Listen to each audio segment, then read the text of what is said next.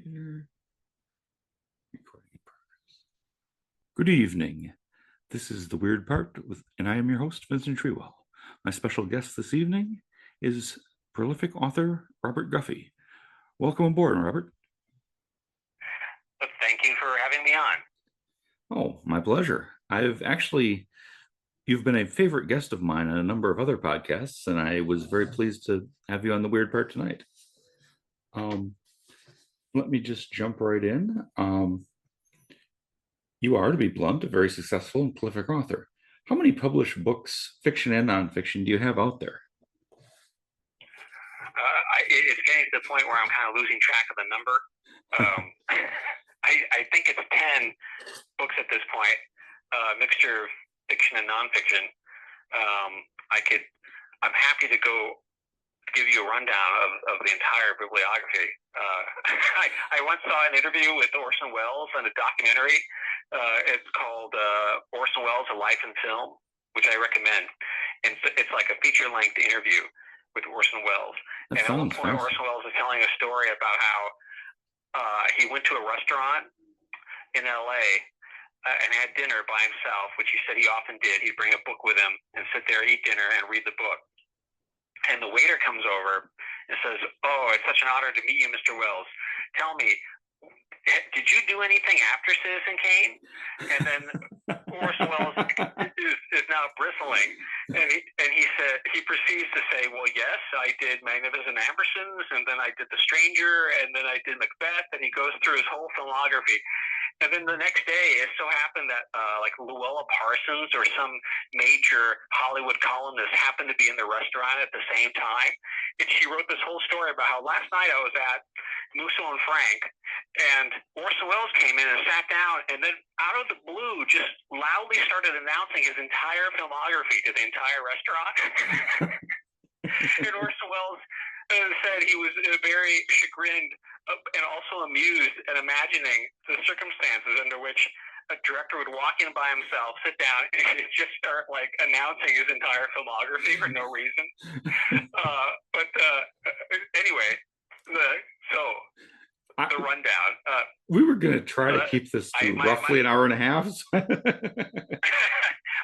I can do it quick. Sure. So my first book was Cryptoschatology, Conspiracy Theory as Art Form. That came out in 2012, and that's nonfiction.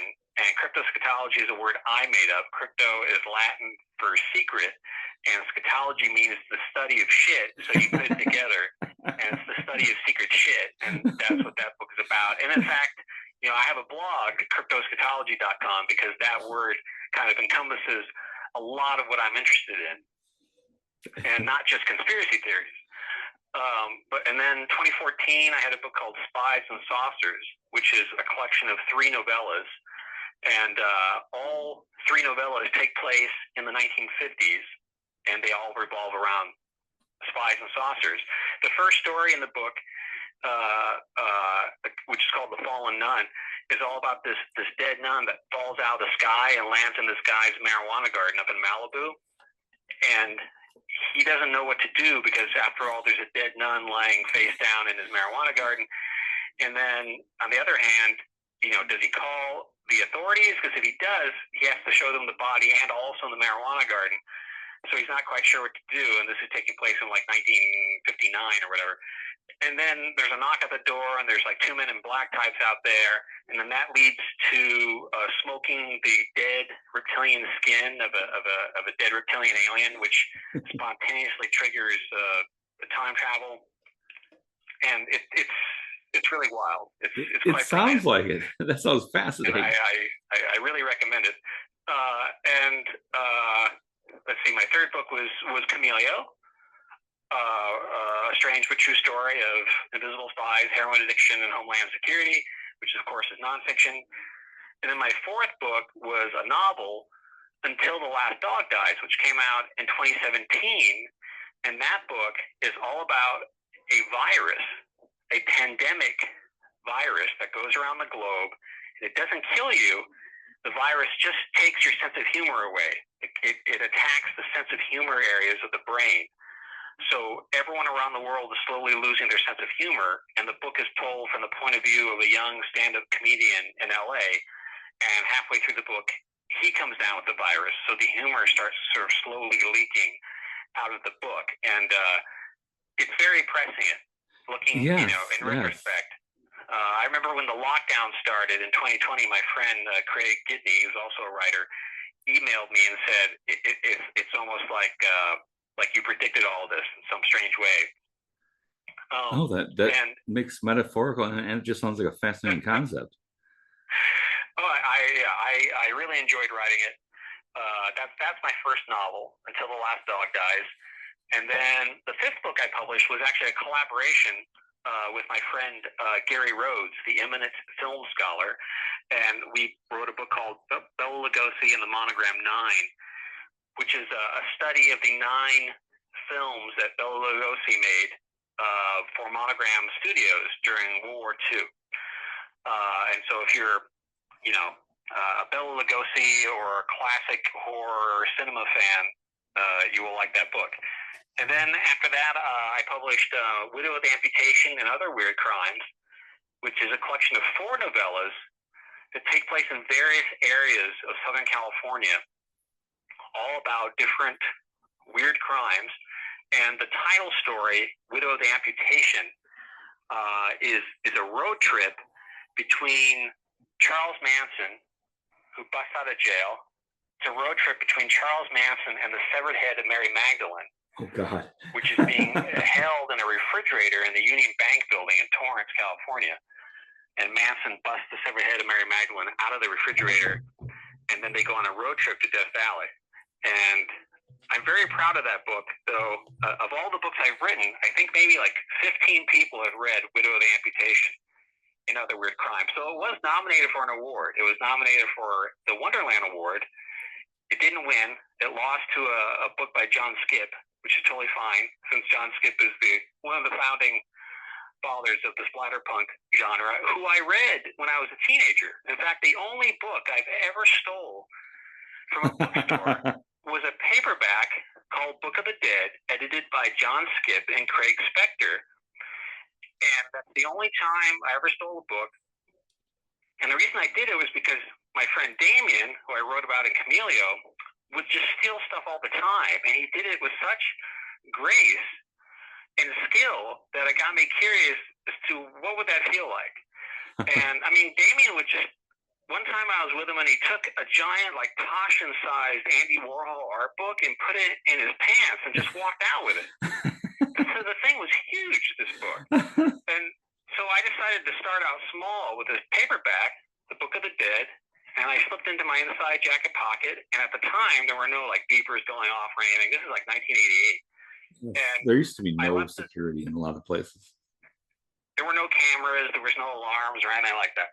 And I successfully stole the book, but I did not like the intense adrenaline rush it created in me as I wondered if I was going, if the flying monkeys were going to descend from the sky and capture me.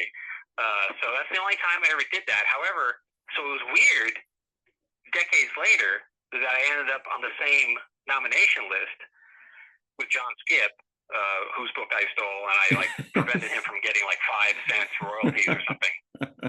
And also, it also tied in with that. The co-editor was Craig Spector, and back in 2019, I think, he published a book, an anthology called Freedom of Screech, and it was horror stories that overlapped with First Amendment issues. Oh, wow. Freedom of Screech. And so I actually sold a piece to him that was actually the only piece in the book that's not really fiction. It was more like creative nonfiction called Farewell Frankenstein. And it was all about me being prevented from teaching Frankenstein at the college level. And so it's amazing when a 200-year-old book is still Frankenstein's controversial some places. It's a long, convoluted story. It's in Freedom of Screech, edited by Craig Spector. So that's two. So the one book I stole, one of the editors bought a story from me for a book that he edited, and then the other one had a book on the same nomination list as me, and John Skip beat me out, so I deserved it for shoplifting his book. So that was Widow with Amputation came out in 2021, and then also that same year I had my second novel, Bela Lugosi's Dead, which is kind of a dark fantasy that's set in 1980s LA. And in fact, conspiracy people will be interested in it because Manly P. Hall, the great Masonic writer Manly P. Hall, who wrote The Secret Teachings of All Ages and numerous other metaphysical books, Manly P. Hall is a character in Bela Lugosi's Dead because Manly P. Hall and Bela Lugosi were best friends. Wow. And in fact, That's Manly P. Hall married Bela Lugosi to his last wife. Wow. Manly P. Hall actually officiated the wedding. Wow. Between Lugosi and Hope Lugosi, his final wife. So yeah, there's a whole scene with Manly P. Hall, which was fun, that takes place at the PRS, Philosophical Research Society in LA. Yeah, I did all this research for the book. It's 1/3 ghost story, 1/3 Hollywood story, and it's if you're interested in the golden age of horror, universal horror films, and Dracula and all that, Bela Lugosi's Dead is something you should look for. I will have to check that out because that is to me the best movies of the horror genre. I love Universal monster movies, mostly when they're still in black and white. Yeah, that's excellent. Oh well, then you're gonna if you've immersed yourself as much as I have in the Universal horror films of the 30s and 40s, you will like Bela Lugosi's Dead. I will have to check that out. You can read the book without having that knowledge, but if you have the knowledge, it will enrich the experience even more. And Alan Moore gave me a blurb for Bela Lugosi's Dead. Alan Moore, who wrote Watchmen and V for Vendetta, he wrote me a note and said he really enjoyed reading Bela Lugosi's Dead. And then after that, I wrote Operation Mindfuck, which is my analysis of the entire QAnon phenomenon, a deconstruction. It's called Operation Mindfuck: QAnon and the Cult of Donald Trump. That came out in 2022. And then in 2023, I had a novel called Dead Monkey Rum. And Dead Monkey Rum is all about, it's a peculiar novel about the evolutionary theories of this visionary artist named Stanislaw Tsikolsky, who was actually a real person. Yes. In fact, there was a documentary about him on Netflix called Struggle. Yes, I actually saw that. It is fascinating. I recommend it to everyone. Oh, if you freeze the credits at the end, you'll see my name. Under acknowledgments, you'll see Robert Guffey, because I was actually interviewed for the film, and I got cut at the 14th edit. So it's about Tsikolsky, it's about cryptozoology, it's about tiki culture, it's about pissed off abominable snowmen, the South Seas, rum, talking monkeys, and secret underground tunnels in LA, among other elements of high strangeness. So Dead Monkey Rum was nominated for a Rondo Award last year, and that also was a lot of fun to write. And very much steeped in Southern California. If you want to know what it's like to ride the Blue Line from Long Beach to LA, there's one particular chapter in Dead Monkey Rum that will teleport you right into the middle of that situation, which can be quite chaotic and amusing at the same time. And then earlier this year, I published my first short story collection, Cryptopolis and Other Stories, which was published by Left Bay Press, and that has 25 stories published over the course of, from 2000 all the way to 2022. And there's a lot of stories in there that are about that have Gnostic, Hermetic, alchemical, Masonic, Kabbalistic themes. I wrote the title story, Cryptopolis, in between undergoing the 2nd and 3rd degrees of Freemasonry. And then the 9th story in the book, Initiation, which was originally published by Rudy Rucker, the cyberpunk legend Rudy Rucker, in his Flurb webzine. That story, Initiation, I wrote that right after undergoing the 3rd degree of Freemasonry. And then there's a story, Dr. Apocrypha's Manifesto, which deals with Freemasonry in less metaphorical ways. And then there's a story called Bring Me the Head of Andre Breton, which was also published by Rudy Rucker, which is kind of like my absurdist meditation on the connections between ufology and surrealism. And then if you're interested in JFK assassination theories, there's a story in there called Adventures in the Head Wound, which is dedicated to the memory of Paul Krasner, the late great Paul Krasner, who edited The Realist. And the last story in the book, Estra Shadows Glass Silence, that deals with the connections between the Kabbalah and quantum physics. Wow. Several of the stories emerge from dreams. There's a story in there called The Sheet, which is almost like scene by scene translation of this extremely weird vivid dream I had like over 20 years ago. And there's The Detective with the Glass Gun, which was inspired by Scientology. After I met a guy who was a Scientologist at a barbecue in Venice, California. And so cryptoschatology and other stories is it's fiction, but I think it would appeal to people who have an interest in high strangeness, certainly. And then on October 27th will be my next book, The Expectant Mother Disinformation Handbook, which is coming out from Madness Heart Press. And it's got a blurb from James Morrow, who author of This Is the Way the World Ends and many other novels. James Morrow, I think, is one of the great satirists alive today, and he gave me a blurb for the book, which was gratifying. Expectant Mother Disinformation Handbook is the longest book I've written. It's well over 400 pages. Comes out just before Halloween, which is appropriate. Yeah. And it will be of interest to conspiracy hounds and Fordians and conspiracy theorists of all type. It's fiction and it's nonfiction, and it's a novel, and it's a collection of short stories. It's all of those things at one time. Wow.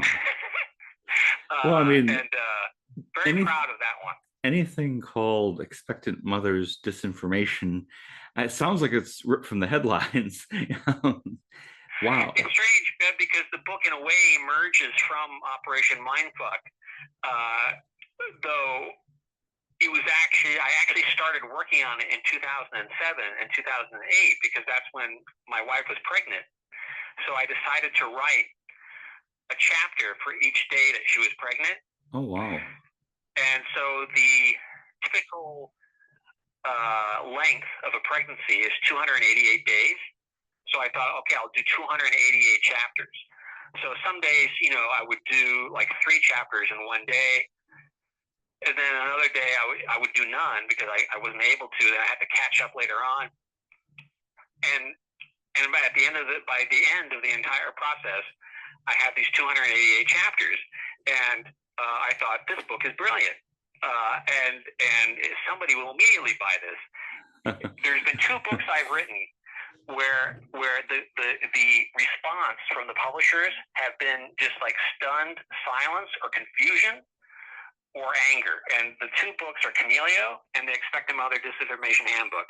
I would send the synopsis out of Camelio to publishers, and they would either not respond, which is unusual because usually you get at least a boilerplate response eventually. Like it might be 6 months later, and they'll just say no thank you. But usually you get some kind of a response. With Camelio, it would just like the response would either be silence or it would be like, "Is this a joke?" Like they thought it was a joke. Wow. Like why would I write out the synopsis and send it to you as a joke? Yes. Not to mention all the effort you've put into something that's of fair length. Is like, come on. Why would that be a prank? Like, is this some Discordian prank? Why would I do that? The first person to really respond was John Oakes, who's the head of War Books in New York, and he called me and he said, "This is the weirdest synopsis I've ever received." And he wanted to talk to me and get a sense of, is this true? Is this all this true? I go, yeah, it says in the subtitle, a strange but true story. and he said, I would look at the footnotes, and he goes, I thought that the footnotes were like a prank. or like some sort of like Dadaist joke or something. Then I had to go to the web and I would find the article. Like all the footnotes were true, they were actual articles. And so so he said, send me the manuscript, and I send him the whole manuscript, and he reads it and he says, this is amazing, let's do this.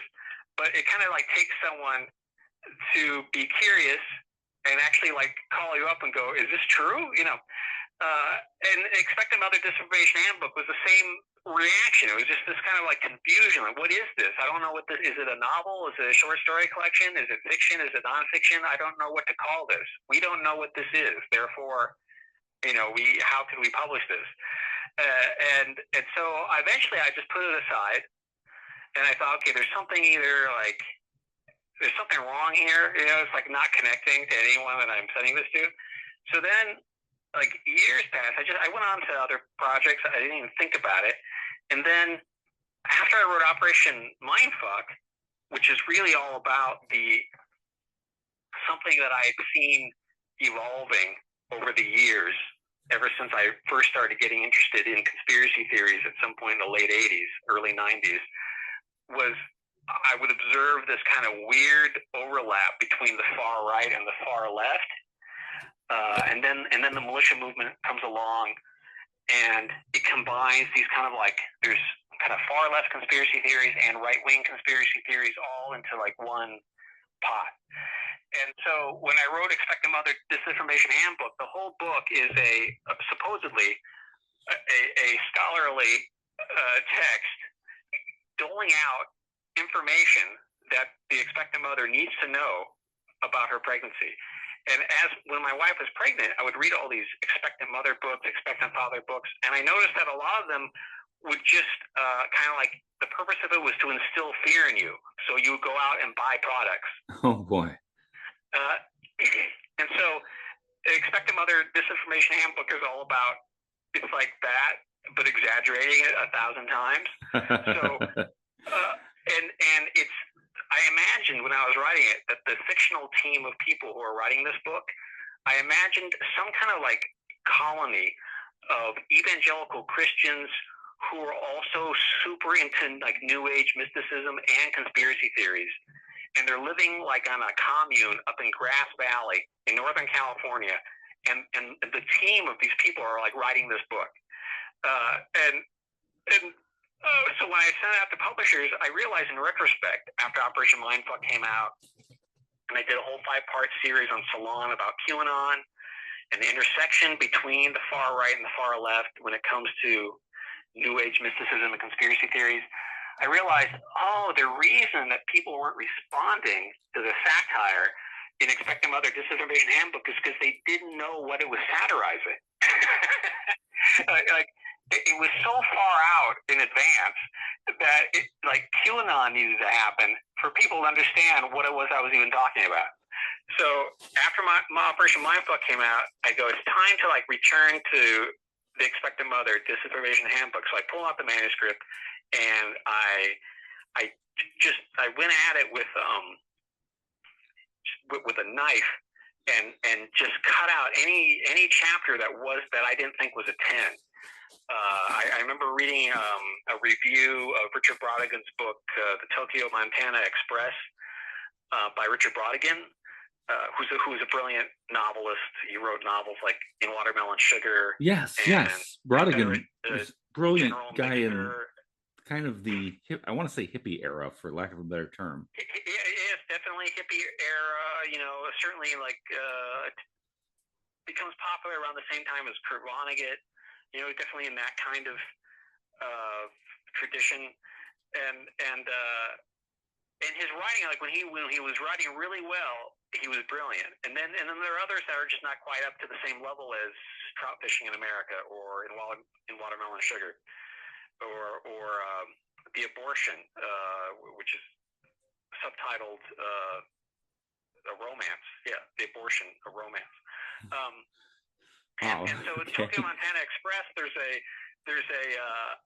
review of it by Raymond Carver where he said, this would be a better book if Brautigan had just cut out all the chapters that weren't hitting the bullseye, that weren't a 10. And I I thought, you know what, I got to take that advice and apply it to this. So I was like really ruthless, and I cut it down. So I was eventually, I took some chapters out, I wrote new chapters, and then I was left with 232 chapters, which I thought was good because that's a palindrome, saying backwards and forwards.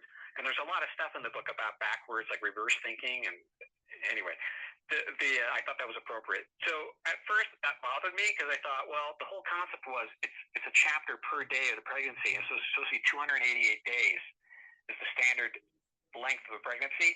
And then I realized it's the disinformation handbook. It doesn't matter. I can just lie and say 232 days is the normal length of a pregnancy. It doesn't matter. It's the disinformation handbook. So even though I cut out all these other chapters, it's still the longest book I've ever written. And Madness Heart Press is publishing it. I had read Madness Heart Press is a small press, and they had published a book by Edward Lee, who's a kind of a legendary figure in horror. He published recently, just like a couple years ago, a novel called The Television, which I thought was a fantastic title for a horror novel. And it was nominated for like a Splatterpunk Award. And I bought it and I read it, and it's one of the single most disgusting books I've ever read. It's fantastic. Sometimes it's like so extreme, you have to put it aside and just walk away from it for a while and then come back to it. But it's absolutely fantastic. Dark sense of humor, very satirical. The satire is like spot on. And it's almost like if Marshall McLuhan had written an extreme horror novel. Wow. That sounds fascinating. And Madness Heart Press was the publisher, and I thought, well, if they didn't have a problem with this, they're not going to have a problem with the Expect Them Other Disinformation Handbook. So I sent them the synopsis, and it was kind of like John Oakes with the synopsis of Camellia. Immediately, John Baldisberger, who's the publisher of Madness Heart Press, he read the synopsis and he said, "Oh, send the whole manuscript. This sounds fantastic." Uh-huh. So it kind of like, you really have to have that kind of persistence, because you'll just get bounce, or just confused stares, or it's just a joke. And then eventually, finally, you get someone who's on the same wavelength and they're like, this is fantastic. So it has a wonderful cover, which I recently posted on my blog, cryptoeschatology.com. If you go there, you'll see the link to the pre-order page. It's up on Amazon. And or you could buy it through Madness Heart Press if you don't want to deal with an evil multinational corporation. You can buy it directly from the publisher. And then early next year, I have a book coming out from Head Press in England that I've been working on for a long time. I'm working on it for over 10 years, actually. Wow. Off and on. Called Hollywood Haunts the World, an investigation into the cinema of occulted taboos, and it covers 100 years of cinema. Wow, that sounds fascinating. Starting with the Phantom Carriage in 1921, and going all the way up to, I think the most recent film discussed in the book is Guillermo del Toro's Nightmare Alley. So it's exactly 100 years of cinema history, talking about how society deals with taboos in the form of popular culture, and in this case, film. So there's chapters about Darwinian horror films from the 20s and 30s that dealt with Darwin's theory, but through the metaphor of horror fiction. I have a chapter about UFOs that specifically focuses on Edgar G. Ulmer's The Man from Planet X, the first feature-length alien invasion movie made in America in 1951. And then, so there's a chapter about UFOs. There's a very long chapter that's all about the JFK assassination as seen entirely through film. So I trace how the JFK assassination is dealt with in a metaphorical way through all these different, some B films, A films, science fiction films, horror films, thrillers, and then eventually the pattern that you see form throughout the book, that eventually, as society has dealt slowly with these taboos in a kind of occulted, hidden way. Eventually, there'll be a film that just deals with the topic directly. So eventually, you get Oliver Stone's JFK in '91 that just deals with the topic nakedly. There's no reason to hide it anymore. Everyone has kind of reached the point where they can deal with it like in an open way.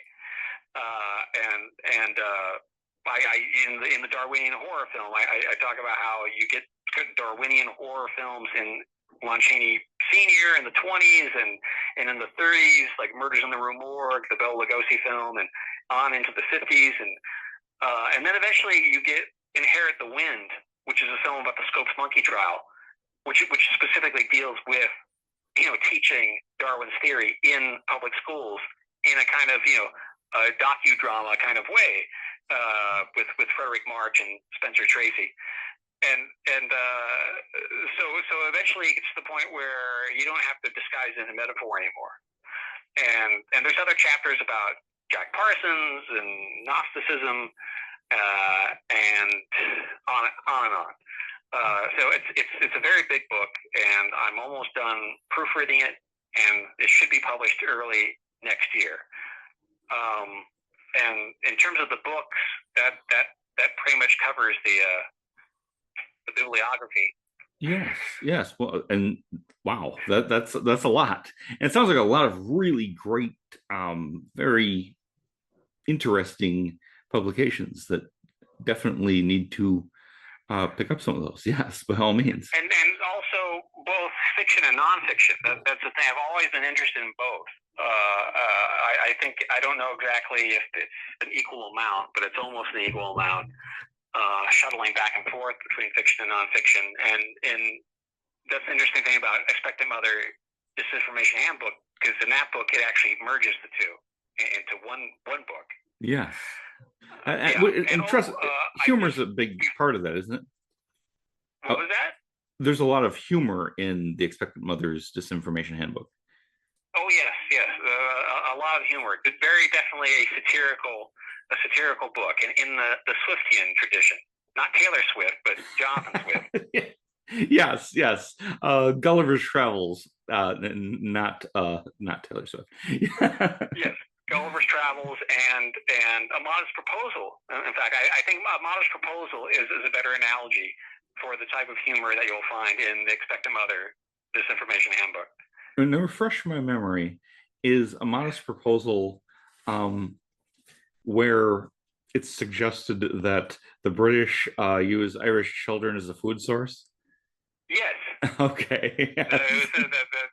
Basically, cannibalism was the answer to the famine. Yes. But it's made to sound, it is humorous. It's not it's not Texas Chainsaw Massacre. It's funny. Yeah, it's not intended to be serious. It's intended to show the callousness of the people in power who were doing nothing to solve the problem. Yes, indeed. Yeah. Wow. By the way, just before you called, in the mail, I just got the latest issue of New Dawn magazine. New Dawn, the special issue, volume 18, number 5, and I have an article in here called Freemasons from Outer Space. Oh, wow. Your listeners might be interested in. It's available now. If you're listening to this, you probably are. You're probably interested in that. That sounds like true weird part material. Wow. Yes, and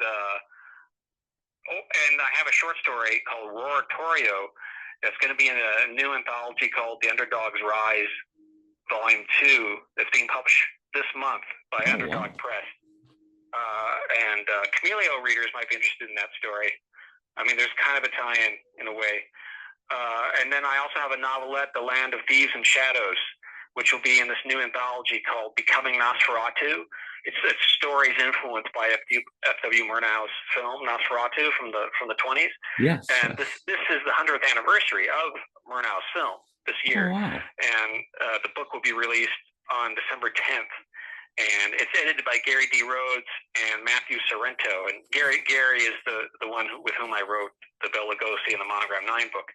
So I know there's other Stephen R. Bissett, the writer artist. Steve Bissett, I know has a story in the anthology, and it's a very long story.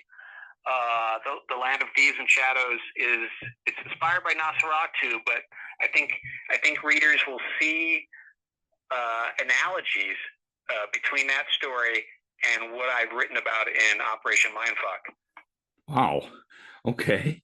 Because when I think of Nosferatu, I think of the not smooth vampire. That Dracula's, very fashionable and appealing. Nosferatu really looks like he drinks blood and he's bald with these long nails. And yeah, that should be interesting. Robert Eggers is doing a remake with William Dafoe that's coming out, I think, in December. So I assume the publication date of the anthology is meant to capitalize on the release of Robert Eggers' Nosferatu film.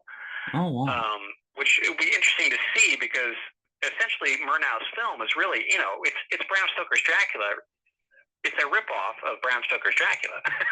It's all the characters in Stoker's novel given new names and, slightly different situation, but to the point where Bram Stoker's widow actually sued W. Murnau, and she won in court. And she won, and the stipulation was that all copies of Nosferatu were to be destroyed, burned, and many were, and it's just happenstance that Nosferatu actually exists to this day. And Kino recently, semi-recently, put out a Blu-ray of it with a pristine print, because the first time I ever saw Nosferatu, it was like looking through a dirty window or something. Yes, it's an old film. Yes, digital restoration that Kino put out on Blu-ray. That's beautiful to look at. So it'd be interesting to see the Robert Eggers film, to see how he solves the problem of how do you do a remake of Nosferatu without essentially remaking Dracula. yes, indeed. Well, I guess the biggest difference is the Bela Lugosi version is so, upper class. Like his suit is perfect. His continental manners. He doesn't look like a monster until he's right on you. Nosferatu just looks. He looks like a monster. And Francis Ford Coppola kind of managed to his way of solving that problem when he did Bram Stoker's Dracula in the early '90s was because in the original Stoker novel, Dracula is described as an old man, disgusting old man, and so when Coppola did it, he starts out as an old man, but then as he begins feasting and comes to England. He slowly reverts to a younger man. So then we see Gary Oldman, without the makeup. So he managed to kind of combine the Bela Lugosi Dracula with the Nosferatu archetype. That's a very clever way of doing that. Yes, that he just needs enough blood and he'll look great. Right.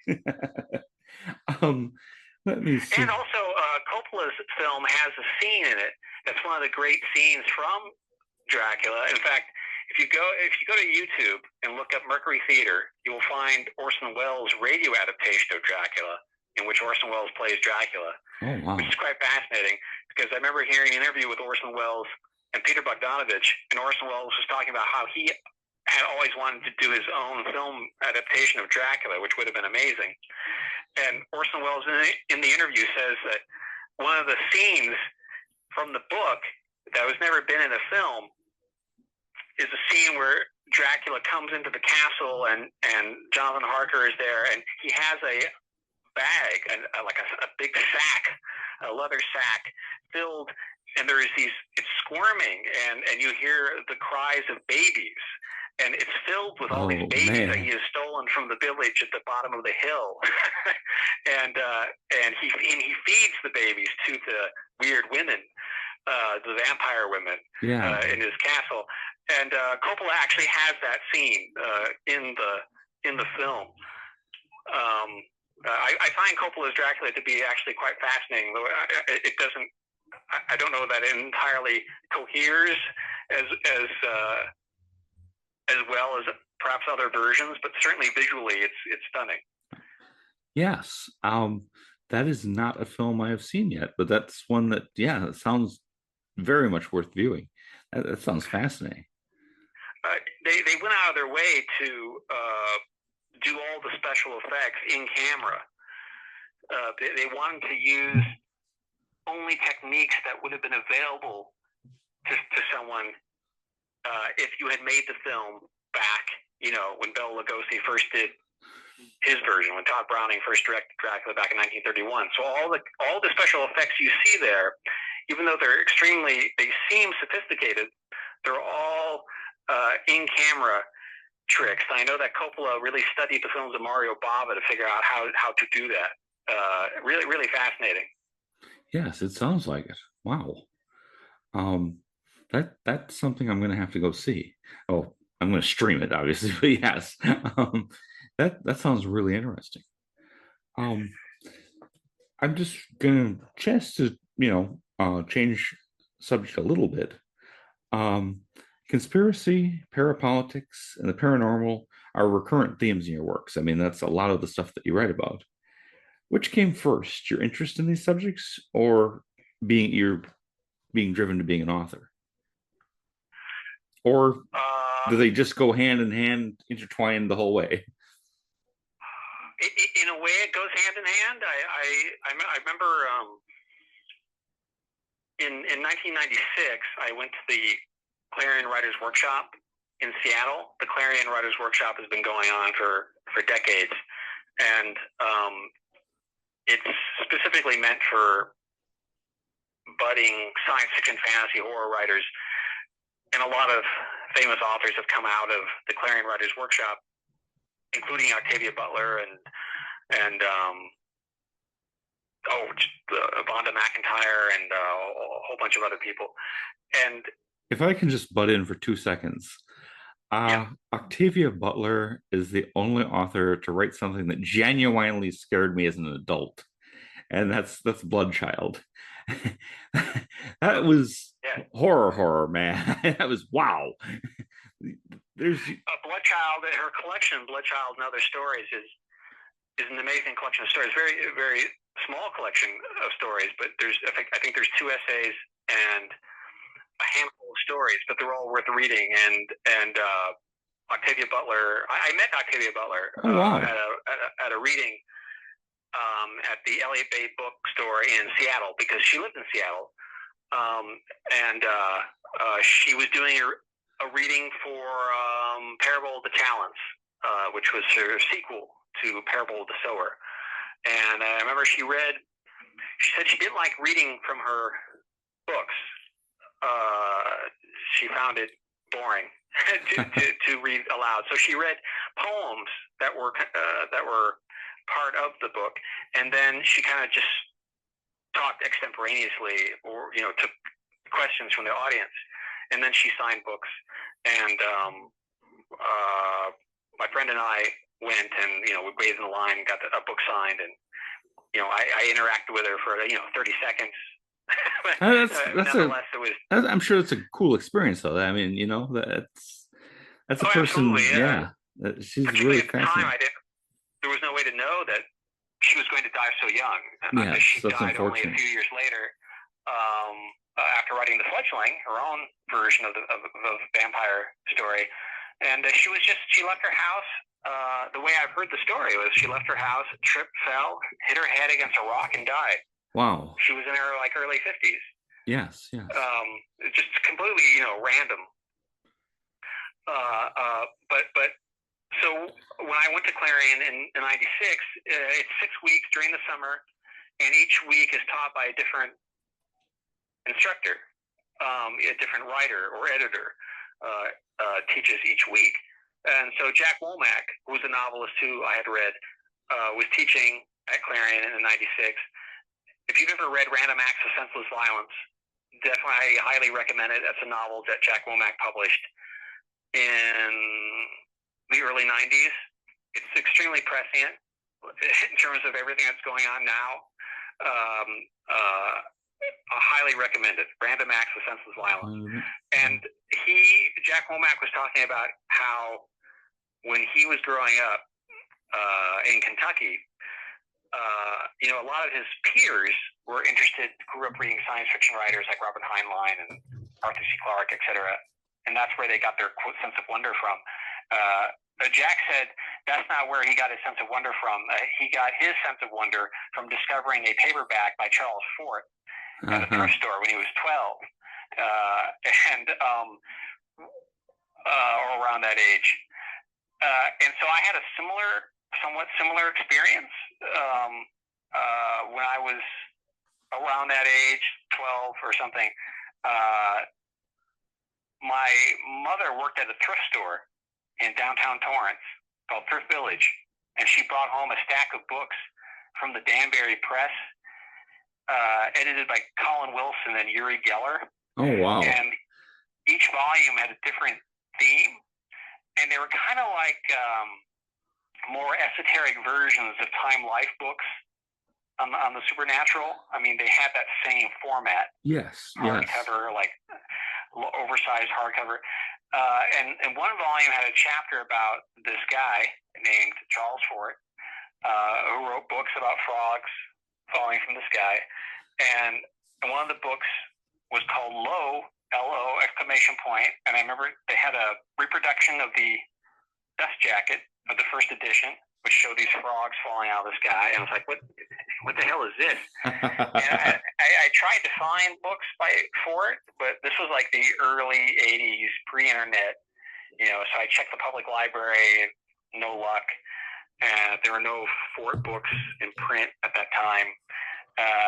And I didn't actually read Fort's books until I was 19. And they were even more magical than I could have imagined. Ford had a completely unique writing style. There's like nobody on the planet who writes or wrote like Ford. And he wrote about strange disappearances and UFOs before the term UFO even existed. And of course, he invented the word teleportation. And he had a sense of humor as well, which appealed to me. And he was also kind of this erudite scholar, which appealed to me as well. And there's a biography of Fort called "The Man Who Invented the Supernatural," and that's a bit of an exaggeration, but he did certainly invent the way we think about the supernatural. And today, it might be fair to say that the supernatural we already had through religion, but he may have been more accurate to say he invented the paranormal, because he would deny that anything was part of a bigger system. Like Marian apparitions, well, you pretty much have to be Catholic to believe in that. At least believe it at face value.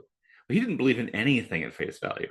And he's like really clear that I don't believe anything in science, factually, religiously, in any way, other than as something, what did he call it? Like a hat to wear for a while.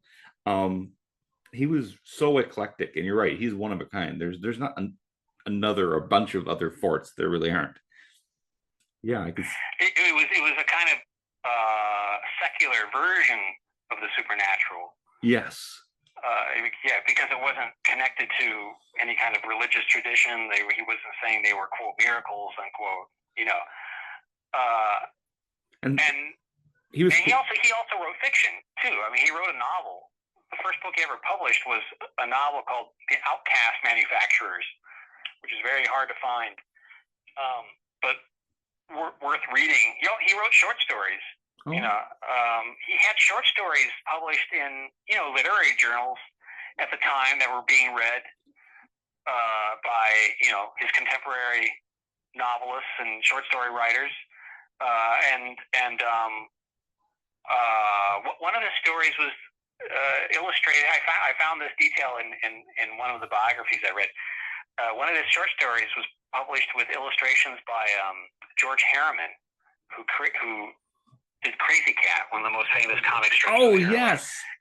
1900s. I would love to see those illustrations and what the story was. Yes. I actually had Crazy Cat, a big book of Crazy Cat, when I was a child. And it is a wild, it's tough to explain briefly. It's quite a cartoon. It's very unique. Oh, it's fantastic. I loved it. Crazy Cat. Crazy Cat was cited as an influence by many film directors, including Orson Welles. Cited Harriman as his visual sense was. A lot of the early directors looked at comic strips. They looked at Winsor McCay. They looked at George Harriman. Fellini was influenced by Will Eisner, who did The Spirit. And Harriman also there's interesting kind of gender politics as kind of a subtext in his work, because you never know what the gender is of any of the characters in the book. You don't really know if Crazy Cat's a boy or a girl. There's all kinds of like interesting. Crazy Cat is yes, it's never clear. I kind of got the impression that the other two main characters, Officer Pup and Ignatz Mouse, were male, but I can't guarantee that. Right, yeah, you can't really nail it down, and there's this kind of weird, kind of like odd love triangle going on at the same time, and it involves like giving and receiving pain. there is some of that. Yes, he's throwing. Ignatz Mouse is an anarchist, and so he's throwing bricks all the time. Yeah. And endlessly fascinating. I think Taschen has published like these oversized volumes. And then also at the same time that Harriman was publishing, you had, in the Hearst, the giant Hearst papers. Yeah, I mean, if you're thinking of the way that the Sunday Funnies looked until recently, these were huge papers in color, and each strip had its own page. And if you see them in person, which I have, because there was a comic strip exhibit that was going on around about 2006 here in LA that covered like the first 50 years or so of comic book history. So the split into two different exhibits. One covered the first 50 years, and the other covered the second 50 years. So the one exhibit that focused on comic strips, you could actually see original pages of Winsor McCay's Little Nemo in Slumberland and see how big they were. But people like Ray Bradbury cited Winsor McCay as a huge influence in terms of stimulating his visual imagination. Of course, Bradbury later went on to write film. Yes. That's kind of like, that's when the hidden grounds of early cinema is comic strips. But at the same time that I was reading for it, and I started reading for it like, late teens. When I was going to CSU Long Beach, I discovered that they had a complete set of the Skeptical Inquirer going all the way back to the beginning.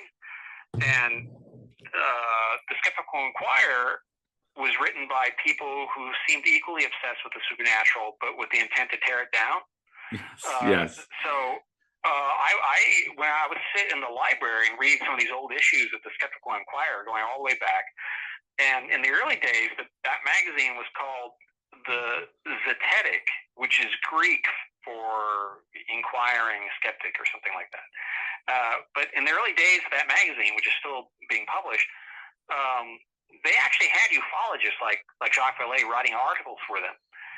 They were far more open to genuinely studying claims of the supernatural or the paranormal, rather than just having a kind of knee-jerk reaction. They were true skeptics rather than debunkers. Right? Yeah. Like, yes, it went from being a skeptic to debunking at a certain point, but nonetheless, that kind of healthy skepticism kind of infected me early on, and I read books by James Randi, and people like him, while simultaneously reading books by Stan Friedman, the ufologist who wrote Crash at Corona and many other books. So I've always tried to kind of maintain some amount of skepticism when dealing with unusual claims, Oh, yes, absolutely. I wish there was more of a format where people who are open to the idea of this being something very unusual, something strange, something paranormal, and people who are open to that, but qualified to look at it from a mundane, there's a scientific explanation for this, it's really just this, could talk without it turning into a bloodbath, or one side not feeling that it's feeling that it's beneath their dignity to talk to these other people. We don't have a lot of that in our society. We really don't. Where you can. I remember hearing an episode of Art Bell where Art Bell had on Richard Hoagland and Edgar Mitchell, the astronaut, and you had on one hand. At that time, Art Bell went on like for 4 hours. Yes. And the commercials weren't 20 minutes long. No, that was like the golden age, yeah, all night long. And so you had a long time to breathe and to actually have a conversation. And so I thought, before the episode started, I thought, what kind of a debate could this possibly be? Because you got one guy who's been to the moon and another guy who's saying there's artifacts on the moon. How can that debate go past 3 minutes? Oddly enough, it went on for like 4 hours, and by the end of it, Edgar Mitchell was kind of like agreeing with Richard Hoagland, like saying, "Yeah, you might be right." I was like, "What's happening?"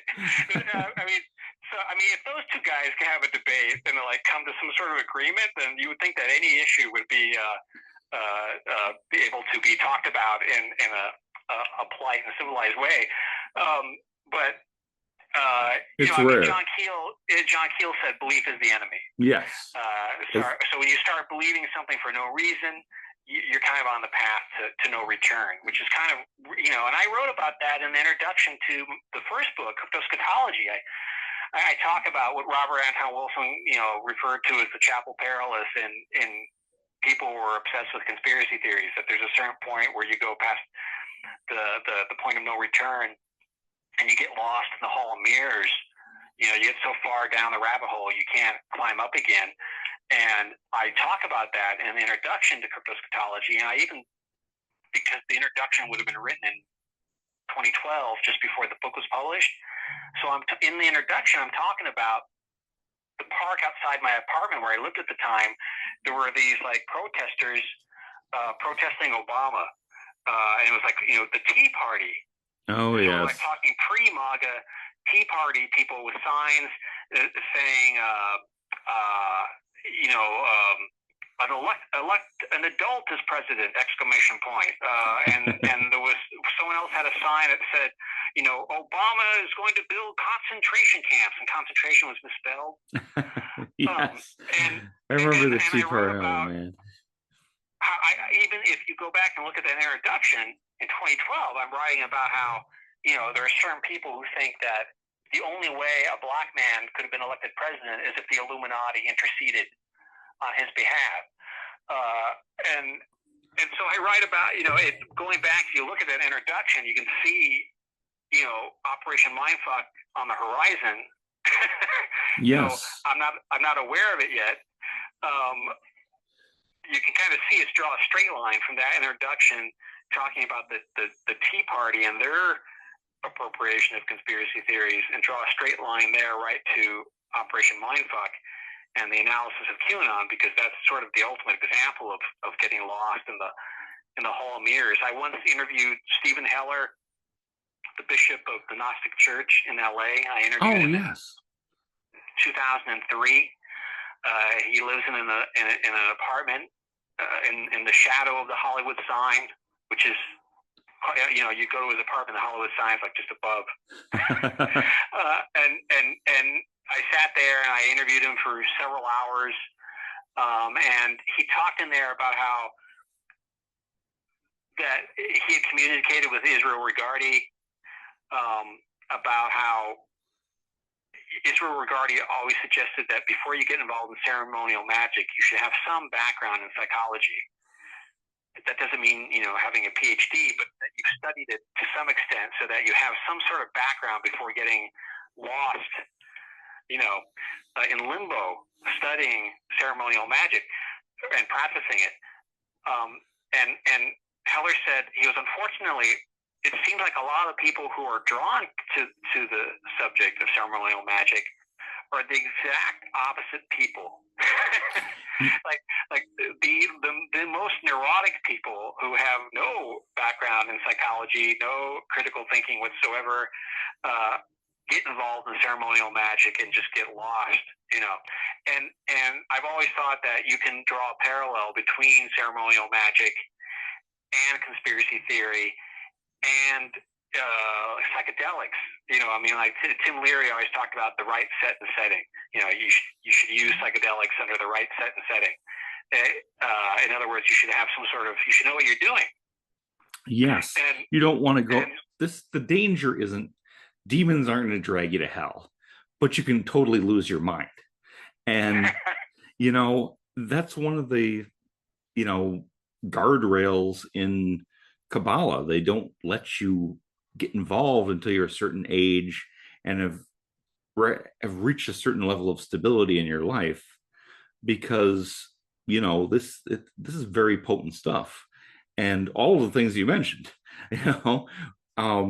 very active stuff that has real dangers, and you need to go into it mentally healthy. There's some things I haven't touched because I don't feel personally that I am mentally healthy enough to necessarily handle it. And I'm upfront about that. No, I'm not gonna smoke DMT with you because there's certain things I might not want to see.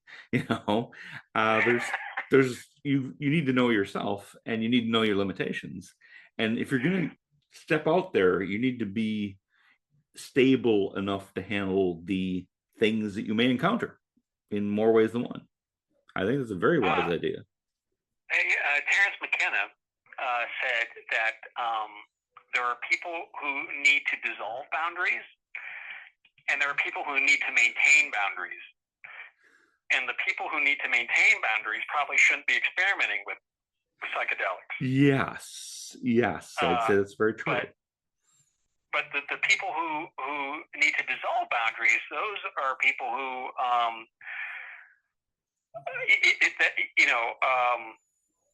I once heard,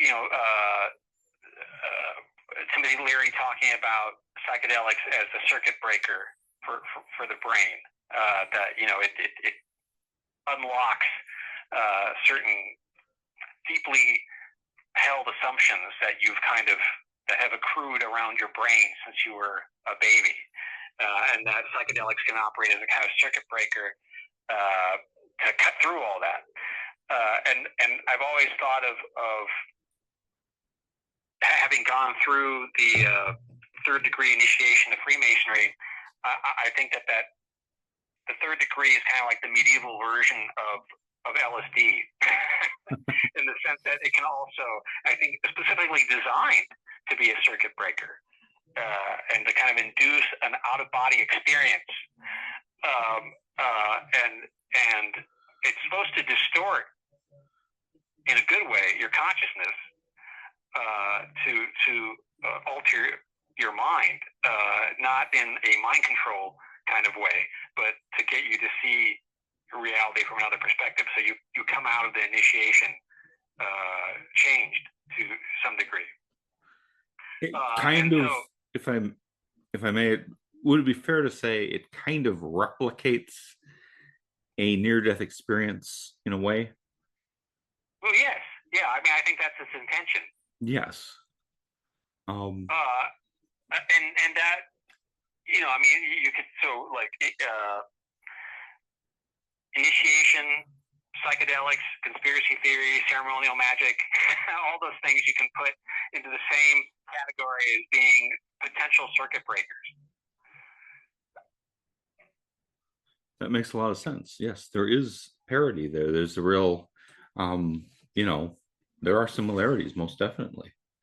But I suppose also in terms of like dangers involved as well. If you go into it completely unprepared, or And that's how you end up with people who go down people who are interested in conspiracy theories, and at first they're just sort of curious and they're exploring, and then they go way out and then fall down the rabbit hole, and then you've lost them. And now they're like, and they're living into QAnon, and you're shooting up pizza shops. Yes, they're living in a non-reality. And right. It's taken over. Because, since MAGA conservatives love to use the word red pill, which I always thought is ironic that they decided to adopt a science fictional mythology created by two trans women. Yes. The irony is it's waist deep, yes. And people still use that term in a very right-wing way. And it's like, that's the Wachowskis, right? You know about them, right? And sometimes I think they just do not. Yeah, either they don't know or they don't care. Yeah. I'm not sure. It might be, like most people watch television shows, and they have absolutely no idea who wrote the episode. It might be their favorite TV show. They couldn't tell you who created it, who wrote it. They think the actors are making up the lines as they go along. So it could be that kind of a thing. But they talk about being, red pilled. Which means you woke up to real reality. And yet, it's the exact opposite. They blue pilled, and they think they red pilled. That is a good analogy, because that's exactly reality. They're waking up to the way things you always thought they were. No, that's actually right. You're right. You're good. All of your prejudices are confirmed. Right. Exactly. That's not red pill. Now you're at the pizza shop. You're shooting up the place. You're shooting into the floor, even though you think that there's kids tucked away in the basement, and now you're in prison, and you're like, well, I guess I got the wrong intel, or yes. I mean, that was an actual quote I read from the dude who shot up the pizza joint in DC. The actual quote was, "I think I got the wrong intel." Like, this is a minor mistake. This is like you risked other people's lives and you ruined your own over nonsense you read on the internet. My God, man. With no absolute backup evidence. Yeah, exactly. Like, you were willing to just throw your life away based on no evidence whatsoever. And that's like really incredible. And that's one of the first things that fascinated me about the QAnon phenomenon, why I started writing first the 5-part series that I wrote for Salon in 2020, and then I wrote a follow-up article for the Evergreen Review called Donald Trump's Operation Mindfuck, which was quite long, like 10,000 words. It was published just before the election in 2020, and then I wrote a follow-up series that was even longer, like 20,000 words, called "If You're into eating children's brains, you've got a 4-year free ride." And so all those then I collected, revised, and updated, and that became the book Operation Mindfuck, which came out in 2022. I'll be honest, if I just butt in for 2 seconds, I read your articles in Salon, and I just didn't know that was the same guy who was appearing on Where'd the Road Go and The Farm with Recluse. Because Salon, and this is in no way negative, but it's just, it's a fact. Salon's pretty mainstream, That's something that people with advanced degrees would not mind putting their name on. And, some of the places that you've appeared, I'm really glad that you have, because I appreciate that you're not afraid to go to what might be called fringier places. But like the people I just mentioned, Where'd the Road Go with Soraya Ascath, and The Farm with Stephen Schneider, also known as Recluse, they're not, when I say fringy, their topics are fringy, but they're committed to truth, honesty. They're real deal. They're not, grifters. And we just talk about strange things. And it's great that you're able to cross those lines. That's pretty unusual. I've always admired other writers who were able to kind of flip back and forth between among different genres or even different mediums.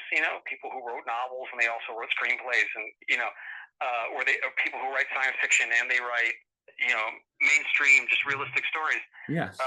There aren't a lot of people like that because it becomes like you get a brand and you have to stick to that brand. So you may have a successful book that was a mystery set at the horse track, and now every subsequent book has to be a mystery set at the horse track. Yes. You get 20 books like that. And I always thought that would be a nightmare. Now, I would probably be more financially successful if I did something like that. Yeah, I guess there's some authors that write romance novels and stuff like that, and they just crank them out. But is that what you want to do with your life? Louis L'Amour was doing cut and paste before the computer existed. You can. There's a description of a desert in one book. It's the same description in another book. He was like, I described it before. It's the same desert. I got to describe it again. So that kind of thing would just drive me absolutely mad. Yes. So I recently had an article in Salon about Freemasonry, and then this month I have an article in New Dawn about Freemasonry. So those are two very different publications. Yes. I remember when I sold Until the Last Dog Dies to Nightshade Books, which is an imprint of Skyhorse in New York. I remember the editor telling me, "Oh, I noticed that you published your first book with Trine Day." He goes, "I think this is the first time I've seen someone who published a book with Nightshade and Trine Day." It was like two worlds that don't often overlap. Trine Day is more alternative spirituality. Would that sound about right? Well, conspiracy theory, alternative, yeah. Okay. You could describe it that way. I'm vaguely familiar with it. I'm not right instantly on it, but yes, I've certainly heard of them. Yeah, I read stuff by them, but no, they sound very different from Nightshade. Yes, but it's good to be able to do that. Well, also, I thought it was important for particularly talking about the QAnon subject, because I immediately noticed that a lot of, particularly right after the lockdown, a lot of mainstream publications started writing articles about QAnon, and they were kind of like panic articles in the Atlantic, the New Yorker, Harper's, and Q would, Team Q, as I refer to it, because it's obviously more than one person, Team Q would take the link to these articles and post it and say, "See, they're getting it all wrong. They don't even, now you're the story. They don't even know what they're talking about." And in fact, they would get things wrong. Yes. And so that would just make it seem like, oh, Q's right. They're getting nervous. They're trying to shut me down, And so I thought, I think I need to write about this, because I didn't see anyone else doing it from the perspective of someone who actually knows where all this stuff is coming from. Yes. And I thought that if I could then, when Operation Mindfuck came out, I didn't go on shows that were already heavily left-leaning. I tried to go on shows that were about conspiracy theory, paranormal, high strangeness, that might actually be listened to by people who were interested in QAnon. And so I would actually be able to maybe change 1, 2, maybe 3 minds, No, I think that makes a big difference. There's such a cultural gap between people who report for, I love the Atlantic. I have an online subscription, but sure, their writers don't understand people that are faintly interested in QAnon. Okay, there's a cultural gap there, and yeah, I'm sure they get a bunch of stuff wrong. And as I said in Operation Mindfuck, they're perfectly capable of writing about a whole array of other topics, but I could see that they were not equipped to write about this one. Yeah, that sounds about right. And that's I thought nobody's going to listen to these people because it doesn't sound like they know what they're talking about. And so I was very pleased that I was able to get that initial 5-part series on Salon. I mean, Salon's not exactly the New York Times, but there's a lot of eyes on it. Oh, yes. And then I think it might be the first time that an article appeared on Salon that referenced Jacques Vallée, Stan Friedman, William Cooper, and Richard Shaver. Yeah, those are not names that ring any bells in the, the upper echelon of salon.com. No, they don't. No.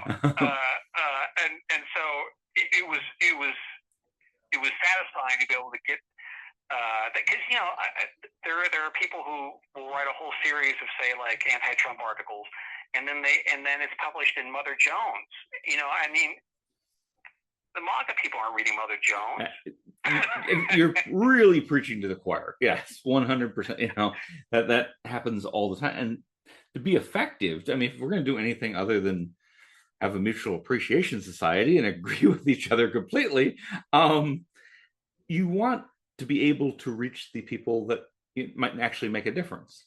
You're not going to get every hardcore person to even notice you, but you will get some people who are somewhat open-minded, who can face the horrifying possibility that I might be wrong, which is a huge deal in our society, that people hate to admit that, I guess I got that wrong. But even to the point of you're in jail after shooting up the pizza shop, and you're sitting there going, well, maybe I got wrong intel. Like, I wasn't wrong. Someone gave me wrong intel. It's their fault. Yes. And then, or they'll double down on it and go, oh, well, they moved the kids before I could get them out of the basement. Which it didn't have a basement, as we both know. But yes, right. It is. There's a lot of doubling down, and I'll just be blunt. When you have a candidate, you have a public figure who will never ever admit that he's wrong about anything, that tends to translate into the people that like and support him. And you can never admit that, well, okay, if the evidence changed, then the evidence changed, and I believe something different. That seems like such an easy thing to do, but some people would rather probably die than admit that they were wrong about anything, which seems pretty crazy. Earlier this year, because I published a follow-up article to Operation Mindfuck called "The Silent Civil War" that I published on the Evergreen Review. Very, very long article, by like 13,000 words. It appeared on the Evergreen Review back in last December. And so I went on in January, Conspiranormal, the podcast, Adam Sain's. Oh, yes, absolutely. Podcast. And they paired me up with excellent, by the way. Michael Bennett, aka Dr. Future, who's Christian. And he had a radio show that was geared towards a Christian listenership, and he described to me how he had this huge Christian listenership until he made the mistake of saying that he did not support Trump, and he went into great detail about it was this one particular part during the interview where he kind of traced the origins of how you get from the original beginnings of the idea of the rapture, which is actually a fairly new idea. It's not an old idea. It's not in the Bible. Yes, you can force it in there if you twist enough things, but it was not the traditional belief of the church from its origin till like the 1800s, maybe. It's called Darbyism. It used to be called Darbyism because it was a guy named Darby, some mad Irishman. It's the best kind. Anyway, who came up with the whole idea of the rapture, and then that kind of like builds momentum throughout the 20th century.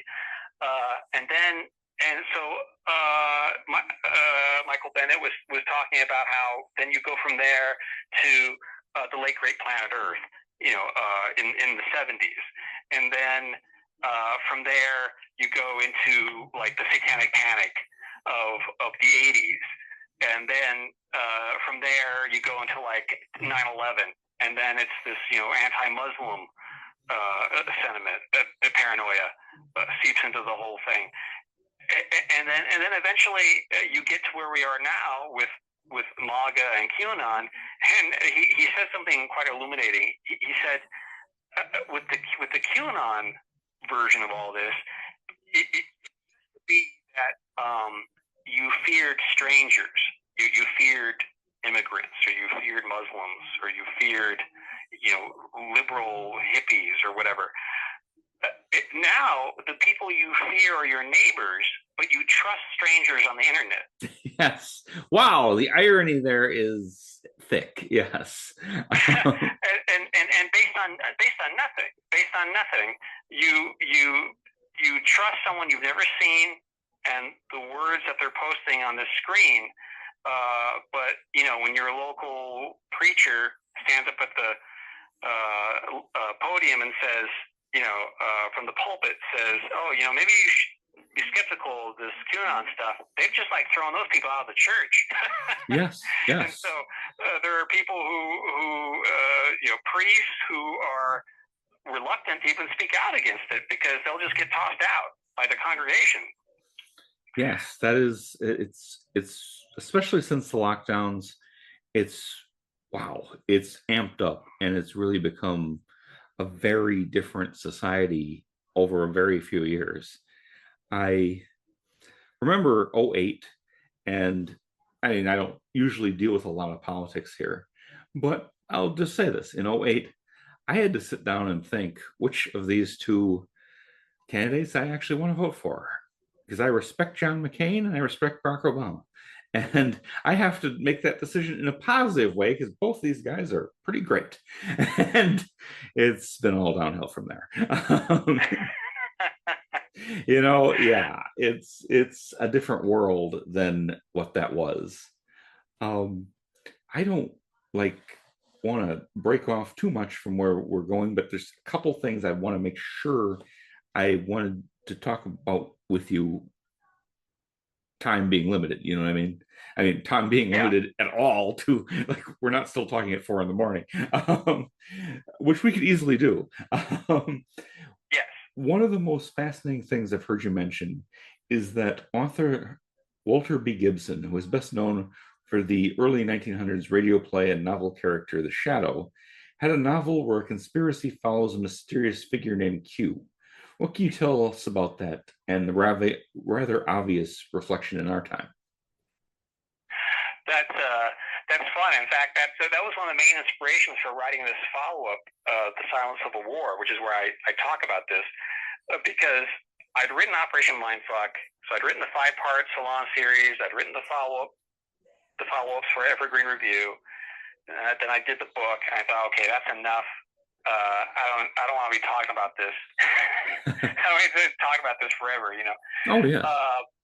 And in fact, not long after I published Operation Mindfuck, my friend and colleague Steve Cooper, who teaches at CSU Long Beach, and he wrote the biography of John Fonte, the author of Ask the Dust.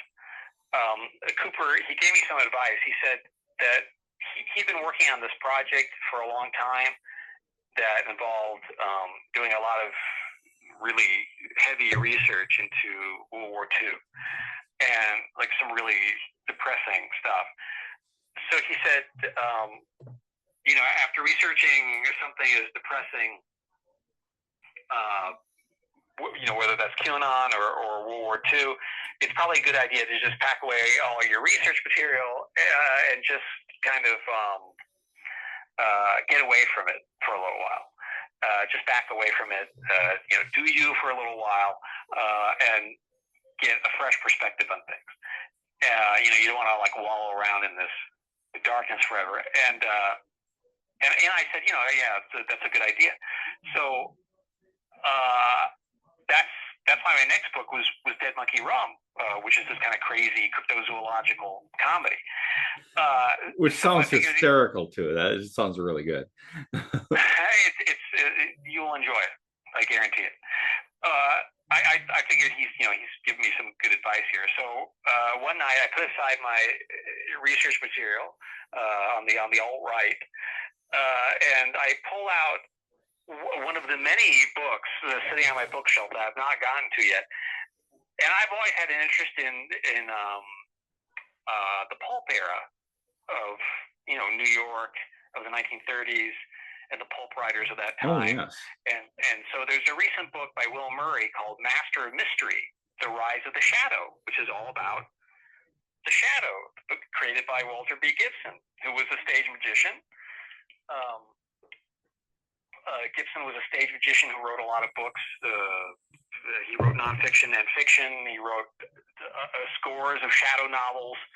I mean, the guy was practically a machine. He was just putting out incredible amounts of content every day. That, I mean, wow. Oh yeah, the Smith Corona typewriter company actually hired him to be like their spokesman. And if you get a book called The Shadow Scrapbook, you can see a full page ad of Walter Gibson, like with the Smith Corona typewriter. It said, "I typed 300,000 words, on this typewriter in 3 months," or whatever it was. It was just incredible. He wrote books with Houdini, and he wrote over 200 shadow novels, starting in the 30s and going all the way to the late 40s. So it's almost like 20 years worth of shadow novels. And supposedly he'd write as much as like 20,000 words in a single day. And so I get to this chapter that was called Walter B. Gibson Revisited. And it includes an interview with Gibson from the late 70s, talking about the good old days, when he was working for Street and Smith and all this. And at one point, Will Murray says to Gibson, speaking of weird names in the shadow, what gave you the idea of titling some of the novels like Mox and Cyro, making up these weird cryptic names, these cryptic titles? And Gibson goes, you know what the shortest title was that I used? And then Murray goes, no, what was it? And Gibson goes, Q. And then I put the book down. It's like, wait a minute. See, this is the dangers of synchronicity. What are the odds? Something, and then it just pursues you. So I heard the sound of the needle scratching the record player, even though there was no record player. And so I immediately tossed the book aside, and I started hunting for this shadow novel, Q. And it was kind of hard to track down because even the reprints are like out of print. But I finally located the novel, a recent reprint of the book, and I read the whole thing. And I was stunned by how many passages related to the whole concept of Q as we now know it, like down to the phrase hidden chief being used to describe Q, and the secret leader of this criminal organization that communicates with the underlings through these cryptic messages that are sent via shortwave radio, which is like the 1940s version of the internet. And none of Q's followers know who he is, but they trust him implicitly. And meanwhile, Q is sending these low-level thugs to go commit crimes like blowing up buildings and landmarks, while the real purpose is being deployed elsewhere at the same time. So it's like a distraction. So Q is like willing to sacrifice some of his followers so the real political objective can be accomplished. I read, there's this passage in the book that I read the same day that the Georgia Guidestones got blown up. Oh, yes. So the Georgia Guidestones get blown up. And by the way, they haven't caught who did that. But, I have a feeling that if they ever do catch the person, there's going to be like a closet full of, MAGA hats in the in the back of our house, right? Well, a MAGA candidate for governor was promising that if she was elected, she would blow up the Georgia Guidestones. Oh, yeah. Yeah, right. That was Candace Taylor? That sounds right. She was a very fringe candidate and did not get the nomination, but that was one of her promises was, we're dynamiting the Georgia Guidestones because they're satanic and pagan, which are two different things, but it all kind of runs together. And then somebody blew it up it was like a few weeks later, right? Yes, absolutely. It was very soon thereafter. And Dr. Future exposed the name of the guy that created the Georgia Guidestones, who interestingly was a fundamentalist Christian with some very, what you might call, white nationalist views. Not who you'd Right. think of based on what's been said, but yeah. Right. Supposedly this was like a Masonic monument for the New World Order. Yeah, it was not. And meanwhile, and what's the title of that? Dark Clouds Over Alberton? Is that the title? Yes, I think that is. I can't tell you how to spell Alberton off the top of my head, but that is the name of the documentary that he did. I think it's Elberton, Alberton, Dark Clouds Over Alberton, which Yes. I recommend. It's very good because of Dr. Future and his research, which you can see in real time in the documentary. I mean, there's not really any kind of doubt about it. Like, this is obviously the guy. Yes, 100%. It's yeah. And yeah, it wasn't a Freemason. It wasn't a member of the Illuminati. It was this evangelical Christian. So ironically, the guy who built it up, who blew it up, probably would have more in common with the guy who built it than he realized. Oh yes, absolutely. And we're just dying of irony here, but yes, that completely, yes. The dude who built it up, or the group of people who blew it up, probably thought, okay, we're going to blow this up, and then what's going to happen is it's like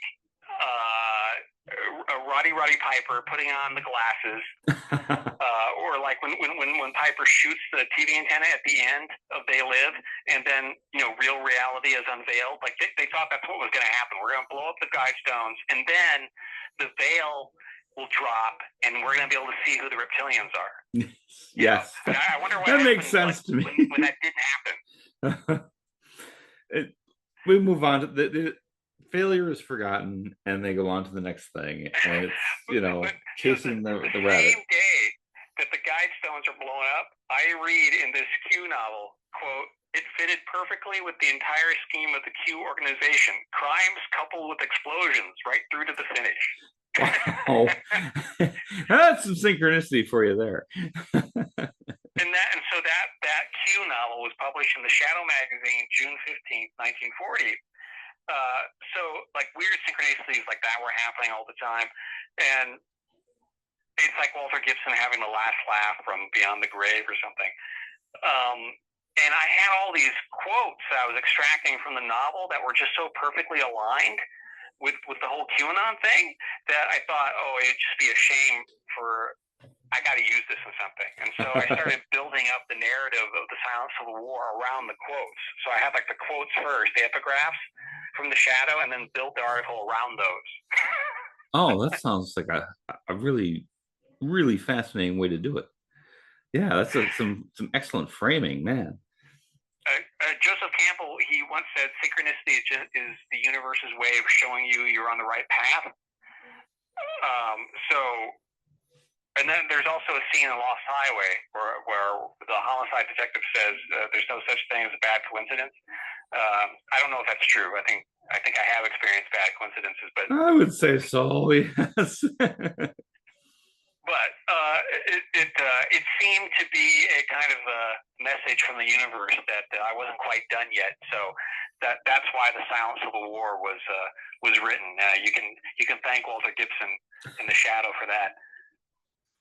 Excellent. And also that ties in with the Mothman prophecies, because there's the whole chapter where John Keel talks about Walter Gibson writing all those shadow novels in the brownstone in New York, and then years later, after Gibson was dead, there was a shadow-like figure seen roaming the hallways of the apartment building, and so he speculated that this was like a tulpa, that he expended so much psychic energy writing these shadow novels that he actually manifested the shadow, and the shadow was still like hanging around the hallways. Yes, that was one of the most fascinating parts of the Mothman prophecies. That yes, people have seen, multiple people have seen the shadow, the guy with the fedora hat and the black clothes and the who knows what evil lurks in the hearts of men. The shadow knows. They've seen that figure in that place, and not just a couple of people. I mean, that's the thing that happens. It's very interesting, Oh, that's fantastic. I'm sorry, what's that?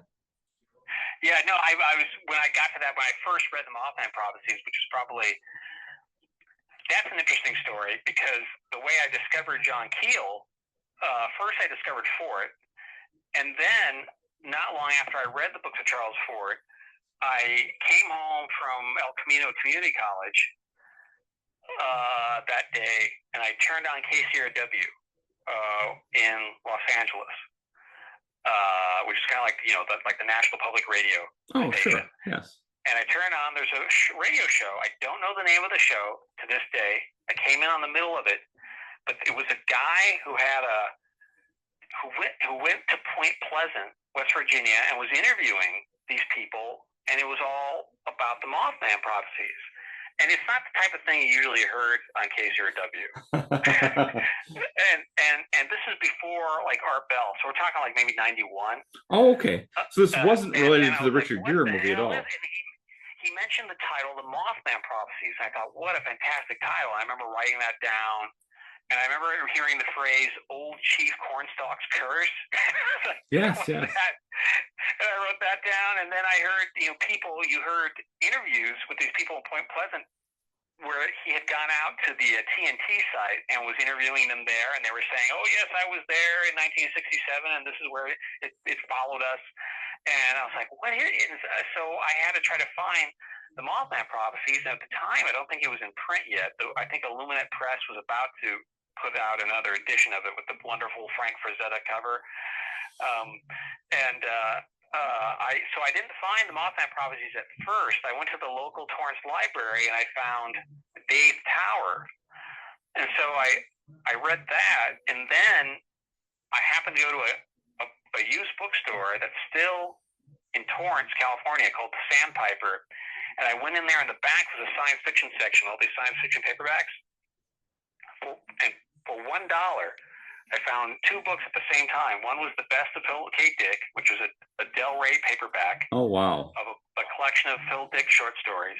And then next to it was Our Haunted Planet by John A. Keel. And both were $1. So for $2, I got both of those. And I was like, oh, this isn't the Mothman Prophecies, but it's some other John Keel book. So I took it home and I started reading it that afternoon.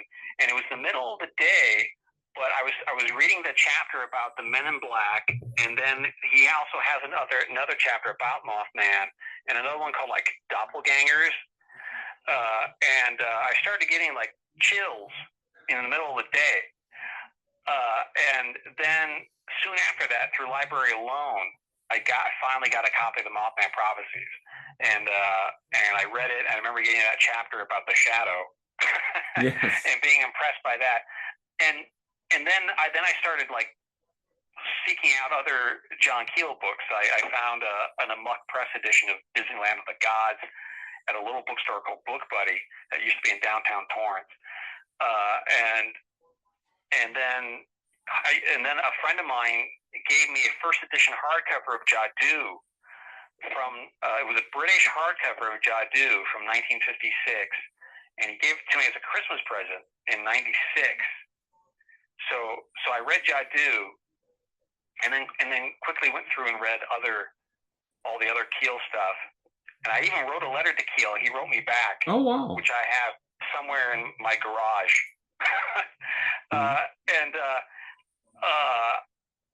And then recently I started rereading Keel stuff. So this past summer I reread the Mothman Prophecies, The Eighth Tower, and Jadoo, and Operation Trojan Horse. And I'm rereading Jadoo, which I hadn't read since '96. And he's talking, there's this one chapter where he's in Egypt, and he says he meets this guy who claims that he can hypnotize chickens, and he claims that he's a seer and a prophet, and he can predict the future. So I hit this one paragraph where it says this guy tells Keel the book came out in '56, so this probably happened in like, say, 53 or whatever. This guy tells Keel that in the year 2024, there was going to be a world war that would end civilization. Wow. and I got to that chapter, I was like, that's incredible, because I must have read it back in '96, but of course it wouldn't have really, it seems like the far off future, yeah. Wow. And oddly enough, there are two science fiction films. They're both post-apocalyptic science fiction films that take place in 2024. One is Edgar Ulmer's Beyond the Time Barrier, which comes out in 1960, and that's where Robert Clark, was a jet pilot, slips through a Fortean time slip dimensional portal and ends up in the future of Earth after a nuclear war. And it's 2024. There's mutants roaming around, and then in the 70s is A Boy and His Dog, based on the novella by Harlan Ellison. And the novella is about this kid, this teenage boy, and he has this dog that's telepathic, and they're telepathically linked.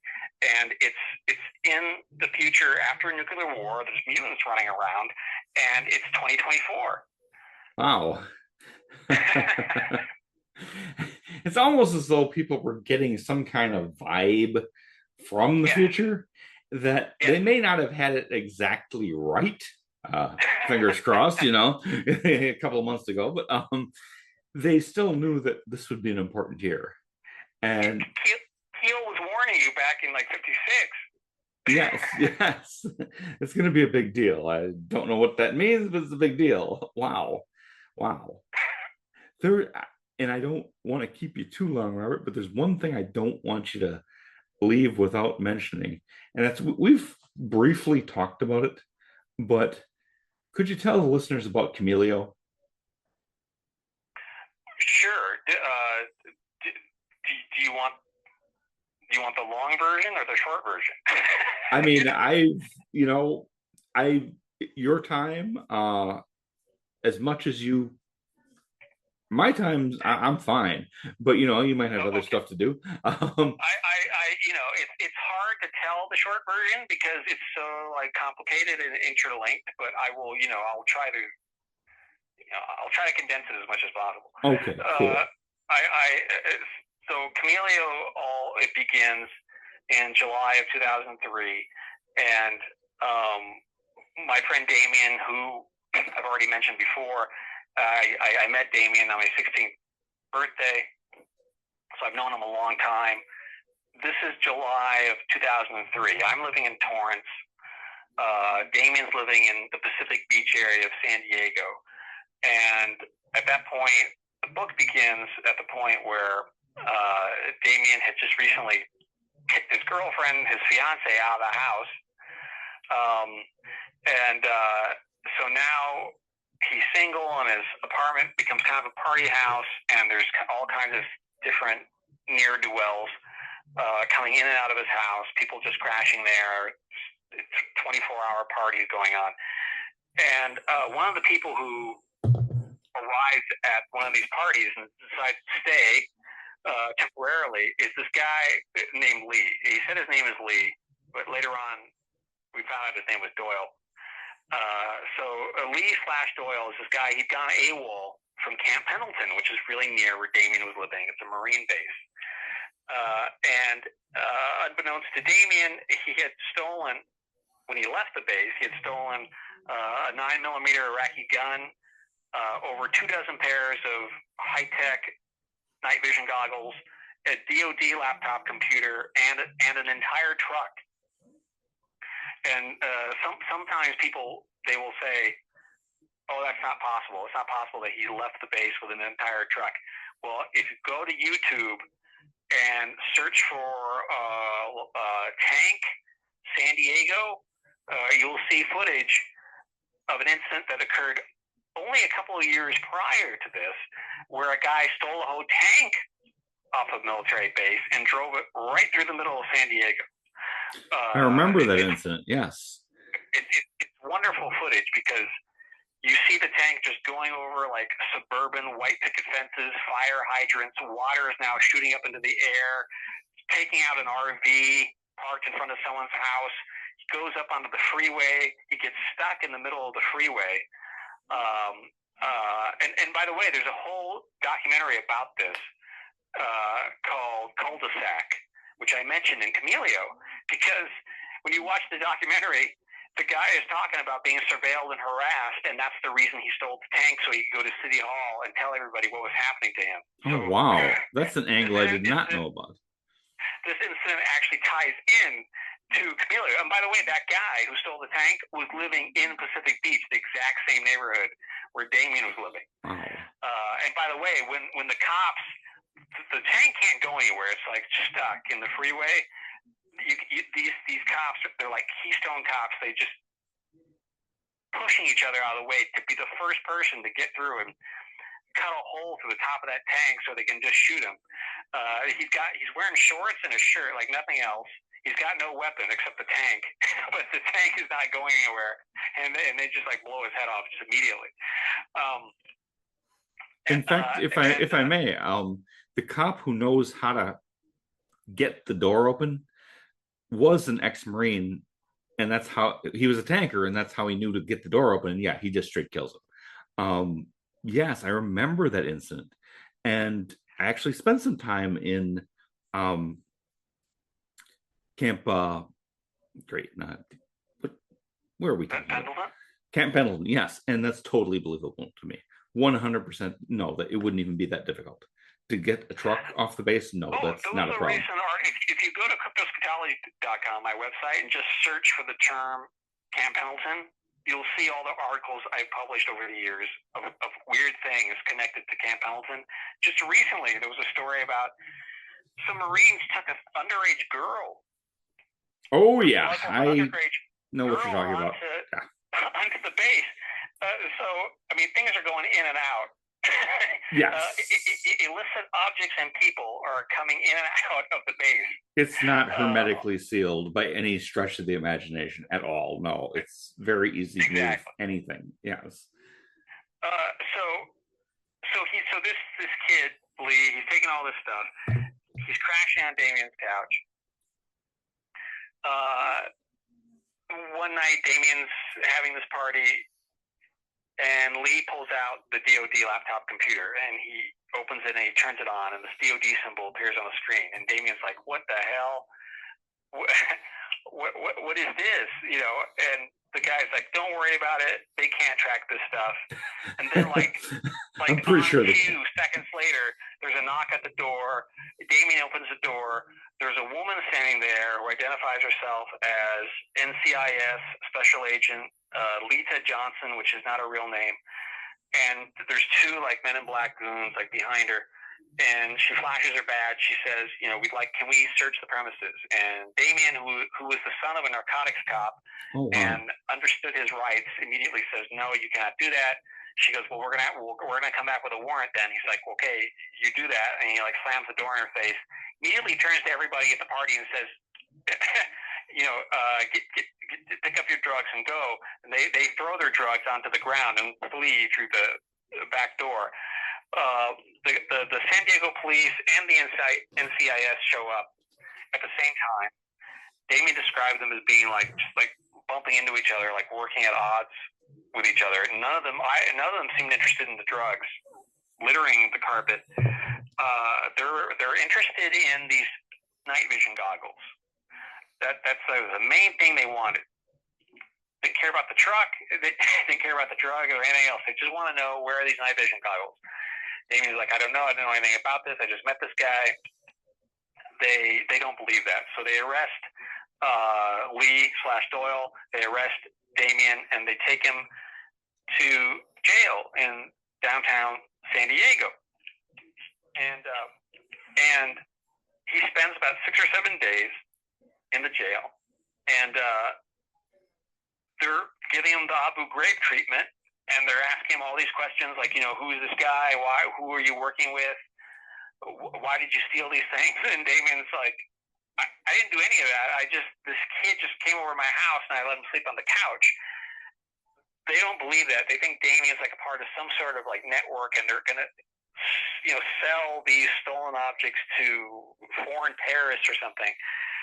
And Damien's like, I just met this guy, and they will not believe this. It's like the ultimate Kafka-esque, the trial kind of situation. Yes. And finally, after 6 or 7 days, I know the entire time I'm calling Damien, and he's not calling me back, which was unusual. Usually he'd call me back, you know, within a day. After about a week, he finally calls me back, and he tells me this story, you know. They came, they arrested him, he was in jail, they're interrogating him, he's not giving them any information because he didn't know anything. And to tell you the truth, even if he did know something, Damien's the kind of person who would not have told him anyway. So it didn't really matter in either case. Damien had been in and out of jail his entire life. His whole philosophy was like, you don't snitch. You know, his dad was a narcotics cop. He's not going to share any information, even if he had it. But he didn't have any information. So he calls me and he tells me this weird story, and I go, well, that's the weirdest thing I've ever heard. It can't get stranger than that. Go ahead. And so then Damien, a few days later, he calls me and he tells me he's being followed, and he says that there are these jarhead-looking military types following him around all over Pacific Beach. And he says, he went into a 7-Eleven on Garnet Avenue. 9 guys followed him in, and then followed him out. And he went over to a Mexican restaurant near his house, and he sits down at the table. These jarhead guys sit down at the tables all around him. He claims that there's people parked outside his house, and they're like shining halogen lights through his windows at night, or they turn on the high beams and they flash it through his bedroom window, so he can't go to sleep. And I think, my initial impression was, I thought, is this like some sort of meth-induced paranoia or something? He'd never exhibited any signs of paranoia before this point, but it sounded odd. I'd never heard anything like this before. I'd heard of people being followed surreptitiously, but this sounded as if they wanted to be seen. They wanted him to know that they were there. And so I said, well, it's kind of the opposite of undercover. It's not undercover. It's not spying on you. It's sending you a message. Yeah, this is overcover. Yes. Way overcover. And so I go, well, look, why don't you take some photographs or something, so like there's some evidence of this. He takes photographs of license plates of cars that he claims are following him or parked outside his apartment, and he sends them to me. And I happen to know someone who at the time worked at the DMV up in Washington State. So I sent him the list of the license plate numbers. That list is in the book, around page 50 or so, I think. And he runs all the plates, and they all come back as officially non-existent. They don't exist. So I thought, okay, if he's just paranoid and these are his neighbors or people who live in Pacific Beach, they would pop up as people who exist and they own cars and they live in San Diego. But they were non-existent. And it seemed to me the only explanation for that is that they were government vehicles.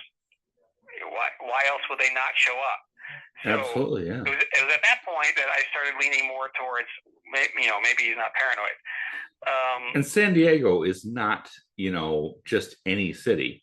It's a huge Navy Marine base. There are multiple large, significant bases there. Major military town.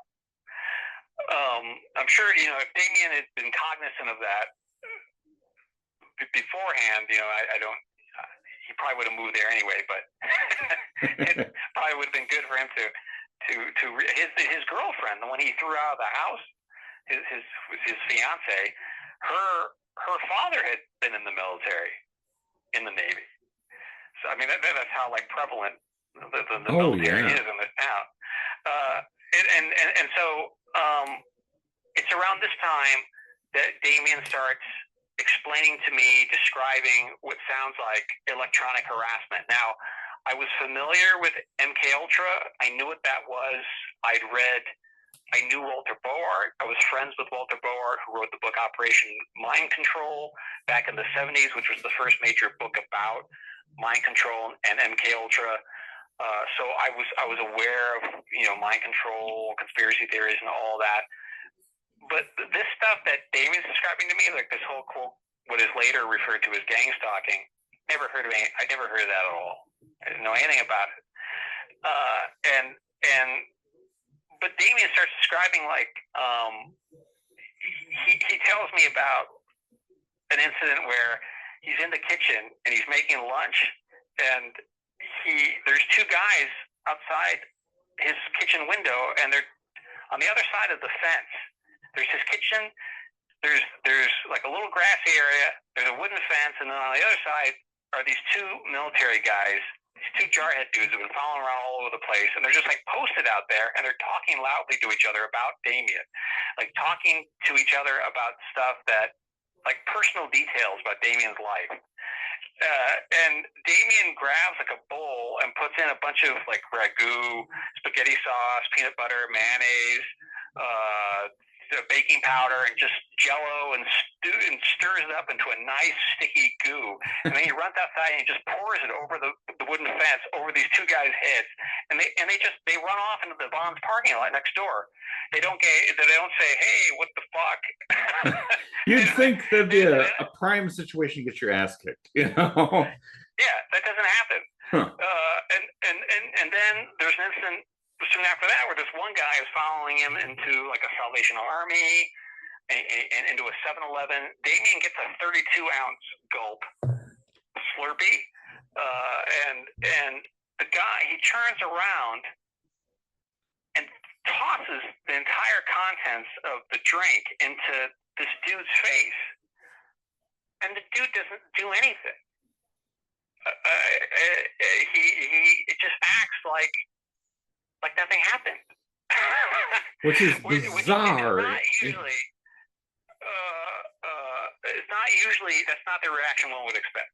No, that's not normal. No. And so then, he starts telling me about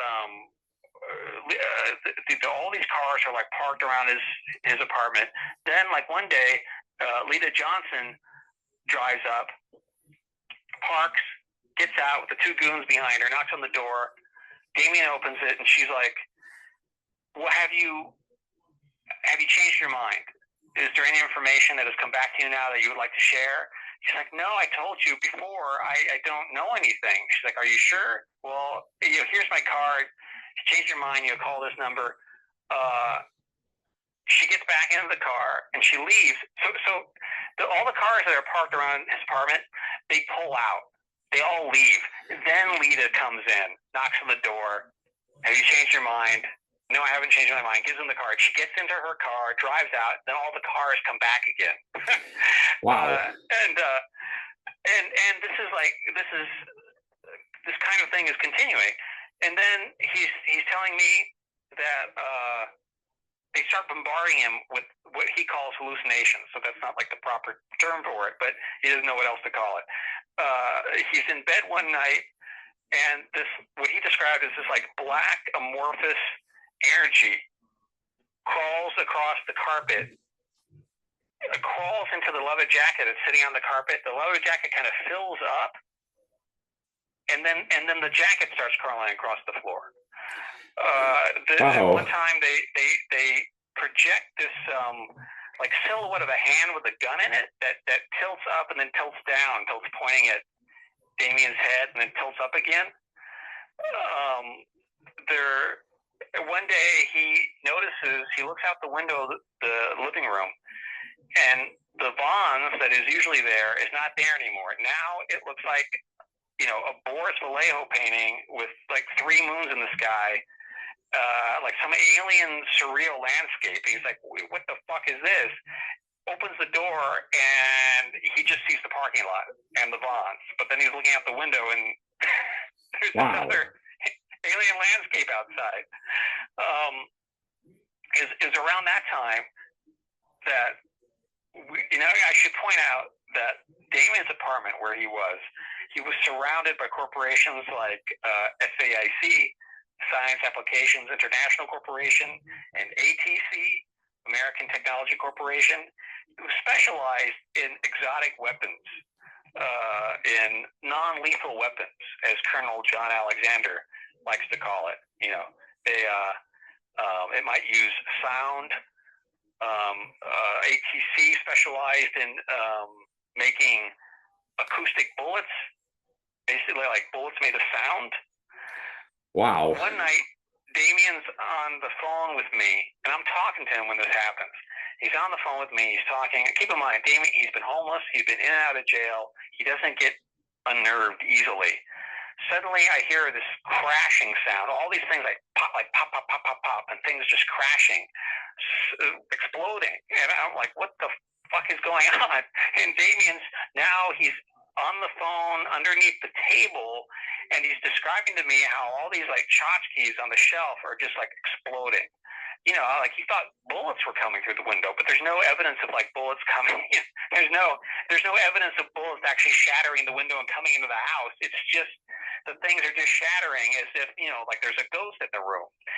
And Damien's like talking to me on the phone like a scared little girl because he doesn't know what the hell is going on.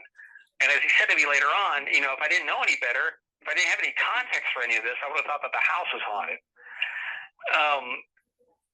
Poltergeist activity, you know. Yes. And then there was one time I was talking to him, and he's talking to me, and then suddenly, you know, when you're talking to someone on the phone, you can usually hear some sort of like ambient noise in the background, whether it's like traffic going by. And he lived near a major street, so you could hear traffic and stuff going by in the background, or music, you know, or the fan going behind him. Suddenly all that just stopped. I could hear him, but all the noise just stopped in the background. And I was waiting for him to say something. I didn't quite know. I couldn't quite, register what was happening. Something had changed. I could tell, but I didn't know what it was. And then Damien just goes, "Oh, I can't hear anything. There's no noise. Like I can't hear anything outside the apartment." And they would do this from time to time, where like they would shut off the noise, which sounds like, well, big deal, who cares? But it kind of has a kind of like Chinese water torture kind of effect after a while. Well, it's kind of an Oz effect thing too, you know. Right before something important happens, you have this Oz effect. Yeah, it's crazy. Several years after Camellia was published, I became aware of David Paulides and like the missing 411 stuff, and people who were lost in the forest, and they'll describe everything going silent, like right before whatever high strangeness occurs. It's kind of weird that detail also appears in this incident. Then he's bringing people, make it clear, it's not just him seeing this. So he brings his friends over, and Damien tells me that the apartment appears to be shrinking or growing at times. He'll come home, and it seems as if either the apartment has shrunk or that it's gotten larger. And which has got to be super disturbing. I mean, you know, that'd be one of the weirdest things to deal with. My God. And so he tells me this. He brings some friends over, and this girl he knows goes, "Is your apartment getting bigger?" You know, it's not something that's an unusual shared hallucination. To imagine that the interior of the apartment has gotten larger. You know, I mean, he didn't prompt them in any way. They commented on it. And just the idea of a shared hallucination is like, what the hell? You know, how does that happen without somebody making it happen with some high tech like stuff? 200 people seeing Jesus, you know, floating, above someone's house or something. I mean, this is kind of weird. Yes. And around this time, all the neighbors move out. All the people who were neighbors, they all move out of the house, and new people move in. The mailman who used to come to the house, he's like a different mailman now. And then he starts telling me that then it moves to another level of strangeness when he tells me that there are people in his house who he cannot see, and that they're invisible, but they're interacting with him, like touching him, pushing him over.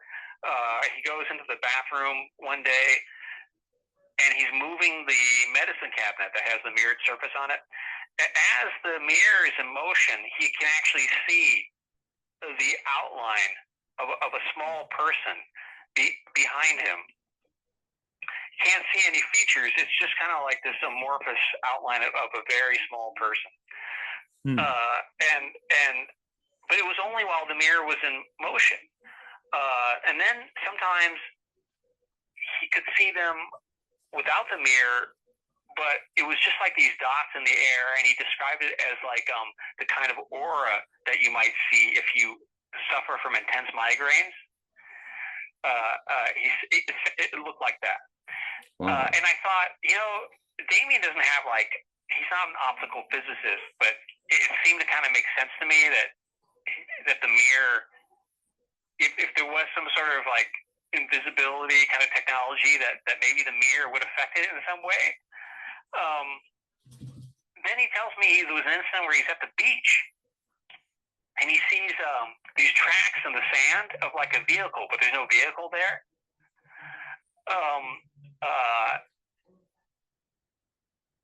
And then he has this waking dream at one point. He has missing time. He tells me that he has this dream that he's in his living room, sitting on the couch, and in the dream, these people come into the living room, and Damien has his arms crossed over his chest. Keep in mind, he in the past he's been on and off drugs. He's done heroin. He's not shy of needles. But in this nightmare, in this waking dream, whatever it is, they pull his arms apart and they inject him with something. I've been trying to get a hold of him for 3 days, and I couldn't get a hold of him. At the end of this particular 3 days, he calls me, and I say, "Where have you been? I've been trying to call you for 3 days." He goes, "What are you talking about? I've been right here." And he literally had missing time. He did not know where he was for the previous 3 days. And then at around the same point in time, he's having nosebleeds. He's urinating blood. He's getting thinner. He's having a metallic taste in his mouth, which I knew from having known Walter Boart that's actually a sign of electromagnetic poisoning. Then at around this time, he decides that he's going to call Lita Johnson because she left him that card. Said, if you want to change your mind, call me. He comes up with this idea that I'm gonna call Lita and tell her that I can maybe help her find the goggles. Maybe I can find them, and maybe they'll put me on the payroll. Who knows? I go, Damien, that's crazy. I go, dude, if you suggest that, they're going to think that you knew where they were the entire time. You've been stringing them along, and they're going to be even more pissed off. No, I think I can handle this.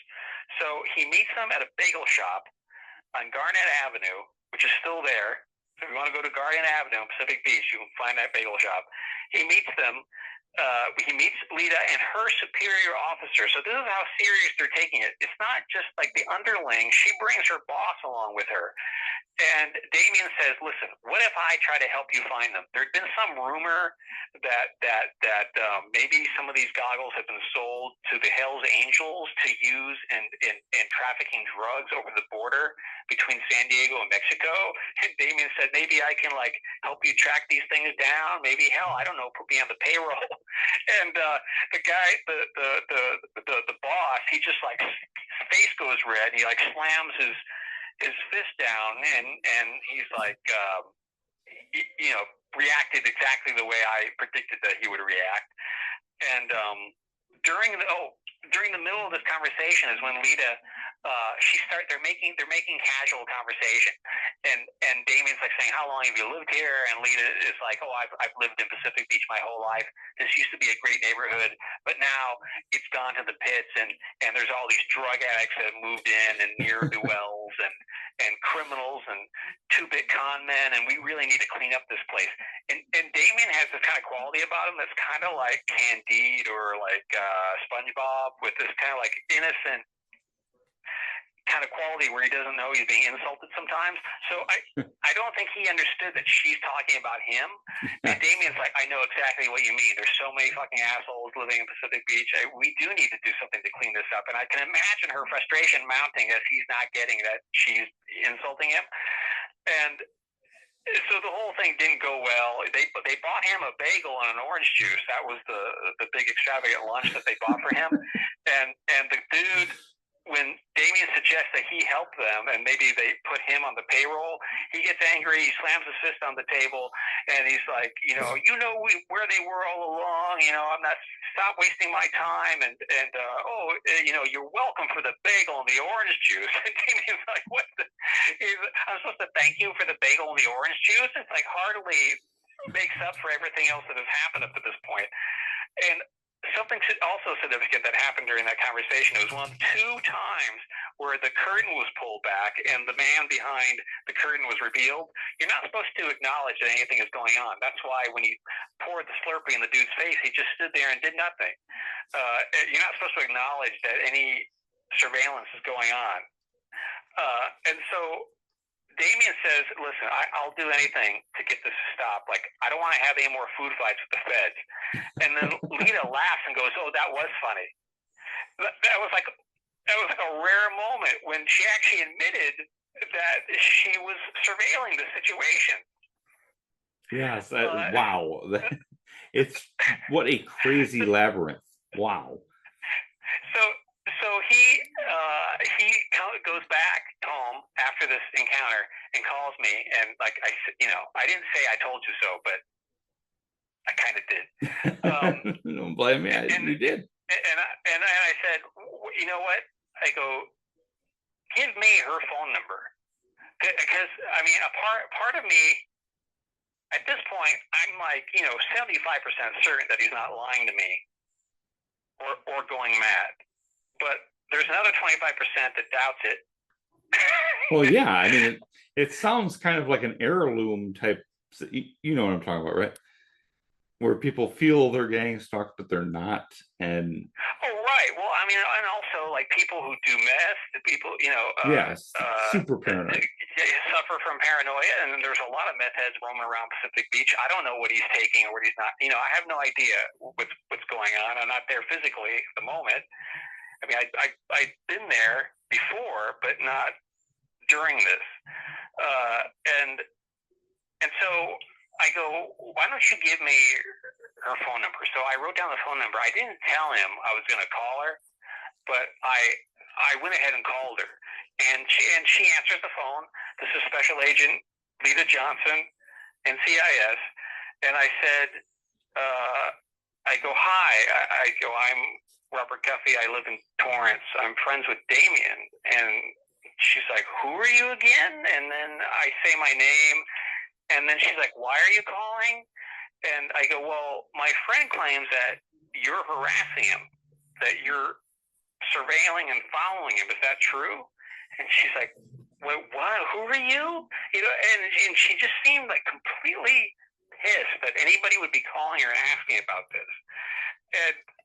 And she said, all of her answers were kind of like CYA, kind of, lawyer-like language. Yes.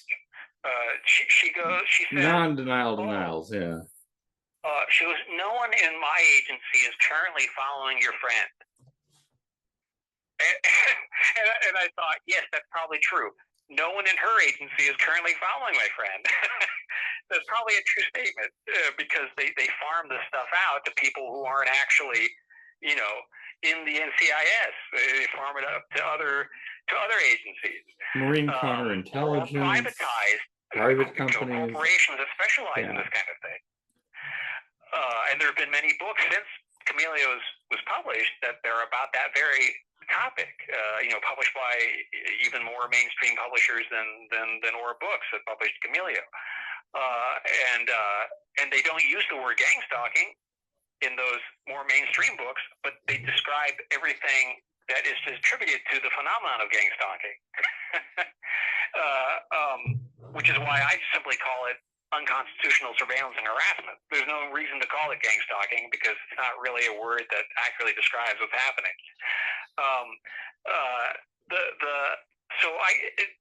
The conversation, the transcript of my conversation with her is in Camellia. She gets increasingly annoyed with me and basically implies that Damien's crazy. And I go, is it okay for him to leave town? I wanted him to leave because I naively thought that if he just left town, everything would end. And she goes, oh, well, no, I prefer he not leave town. I go, is he currently under investigation? And she goes, no. but it just might make things difficult later on if he leaves. That's an interesting statement, So, he's not being investigated, but she doesn't want him to leave town. It doesn't make any sense. And so, but it's acknowledgement from her that she knows Damien. There has been an investigation, and she does not want him to leave town. I mean, so this is an independent source verifying part of Damien's story, at least. She's denying that she's surveilling him, but it might as well be a confession. Yeah. Not like the way she's talking to me. And so I hang up, and then at the time when he's like urinating blood and all this stuff is happening, his wallet goes missing from his apartment.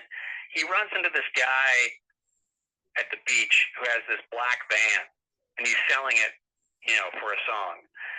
And Damien goes, look, there's this guy at the beach. He's got this van he wants to get rid of. I want to go buy it from him. I come home, my wallet's gone with all the cash I have. And I think, he just needs to leave. He just needs to get out of town. So I Western Union him whatever it was he needed. It was $500. I can't remember. It's in the book. And I didn't tell him I was going to do this. I did it, and then I called him, and I said, I just Western Union you $500. Now, it's been a long time since I've done this, so I don't know if this is the way it's done now, but at the time you needed to have a password. And to pick up the money from the Western Union, the receiver had to give the right password to prove it's not just some Yahoo coming in picking up the money. Yes. So I came up with a password that was pornographic in nature and referred to that I knew he would understand what this was. And I was about to give him the password, and he goes, "Don't give it to me now." He goes, "I don't want them to know what it is before I'm ready to go, because whoever's listening will know what the password is. We'll go in and get it before me, and then it'll be gone." He goes, "Let me pack up. I'll call you back. You give me the password." I go, "Okay." So like a couple hours later, he goes, "I'm ready. Give me the password." I go, "The password is the line goes dead." Then, damn. I call back. He answers the phone. I go, "Okay, here's the password. The line goes dead." This happens like 3, 4, 5 times. But finally, I placed a collect call to him, because I remembered that when you place a collect call to someone, there's a moment when the operator is talking to the other person and said, "Will you accept the charges?" And the person says yes, and you can actually hear that. So I placed a collect call to him, and as the operator is saying, "Will you accept the collect call?" The charges, I yelled out a hint that I knew he would understand as to what the password was. I heard him chuckle, and the line went dead. Man. So I understood that he knew what I was saying. And he goes to Western Union. He picks up the money, gets the van, puts everything in the van. He leaves a note on the front door that says, "I've gone west," which would be into the ocean. And then he drives away, and then he calls me. This is now we're into January, February of 2004. So we started out in July of 2003. We're now into like January, February 2004. He calls me on the road. Keep in mind, this is 2004. This is before drones are commercially available for everybody. Well before. Are like science fictional at this point in terms of being something that just anyone could buy. Now drones are getting shot out of the sky. And I was at the beach at Seal Beach. A drone flew right over my head. In 2003, there were articles a few years later that started appearing in Scientific American about drones might be available for commercial use soon. And Damien calls me and tells me there's these little circular, what he called little flying saucers, flying behind the van as he's driving away. he said they were like, like George Adamski, little flying saucers, like Wow. following him around. Like, what? And he drives all the way into Texas, where in a weird little like side note, a little interlude, he meets the son of Soupy Sales, who was a musician. A punk rock. The son of Soupy Sales was like in a band with David Bowie, Tin Machine. Wow. And he runs into him like at some punk club, and he tells him the whole story of what's going on. And then this guy and the son of Soupy Sales tells him, "You need to go into NA."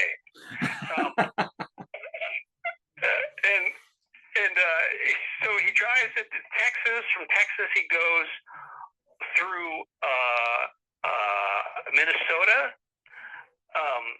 And all this weirdness happens along the way, but there's one point where he's in Minnesota where he drives off the road to stop at a roadside rest, and he goes into a restroom, and he's in there and he's washing his hands, and a stranger comes in, starts using the sink right next to him, and the guy says, if you would just give it all back, this would all end. Wow. And the guy, he doesn't say it in like a threatening, ominous way. He says it kind of in a pleading tone, like, please just give this all back. I'm tired of doing all this crap. I just want the damn goggles. Like I don't have to follow you around anymore. and a second guy comes in, grabs the first guy by the collar, and just drags him out of the bathroom. And Damien like calls me at the soonest opportunity to tell me this. It's just like totally freaked out now. And he drives. He put a sign on the back of his van that said "Gaslit and loving it." He at one point the van breaks down outside. I think outside Kansas, and these two good old boys. I get at like 10 o'clock at night. I get a phone call. I pick up the phone. And it's this guy with this like heavy Southern accent. And the guy goes, "You Professor Guffey?" And I go, "Yeah." And he goes, "You know Damien?" And I'm like, what is it now? What's gonna happen now? And the guy goes, he tells me that he and his buddy picked up Damien off the side of the road because the van had broken down. And on the way back to their house, Damien is telling them the whole story, what has happened up to this point. Oh dear. He takes them to the house. These are like, the guy had like it was like Deliverance, like a thick Southern accent. And the guy is saying, he's like, can you confirm all this is true? And I'm like, yes. I tell him like a brief version of everything I've just told you. And they're like, they think Damien's like either crazy or he's like possessed by demons, and they like need to exorcise him or something. And I go, look, put Damien on the phone, and like Damien gets on the phone. I go, what the hell? What's going on? Who are these people? And Damien's like, look, I'm looking at their bookshelf right now. There's like the Protocols of the Elders of Zion, like on the bookshelf, and these people, they were just like complete. This is like these were like definitely like QAnon people who picked them up. These are like pre-MAGA QAnon people. Wow. And they think they're good, that he's like has demons inside him or he's mad or something. And I managed to convince them that no, that this is all happening, or at least they seem to be more convinced as I'm talking to them. As I'm talking to them, one of them turns to the other guy and says, like, Zeke or Zeb or whatever the hell his name was. I hear in the background the guy goes, the friend, the other dude who picked up Damien goes, come over here, come over to the window. The guy I'm talking to goes over to the window. They look out, and there's a little drone that has followed them from the van to their house and is hovering outside. Oh my like God! Porch. And now they're completely convinced. I don't have to finish convincing them at all. The guy gets back on the phone with me. I go, look, can you this has been happening to him like since July of last year. Can you help him fix the van and put like some gas in his van? They're like, absolutely, we can do that. And so they put him back in the van. They give him gas. He drives on. He ends up in Winona, Winona, Kansas, where there's like 200 people living there. And I don't know if it has something to do with the fact that there's so few people in the town, or they just decided to pull back for whatever reason. But he gets to Winona, and the harassment stops. And maybe it's because the town's so small and everybody there owns guns, and the invisibility technology doesn't prevent you from being shot with a bullet. And you know, I think you could get away with this kind of thing in a big city where everything's like anonymous.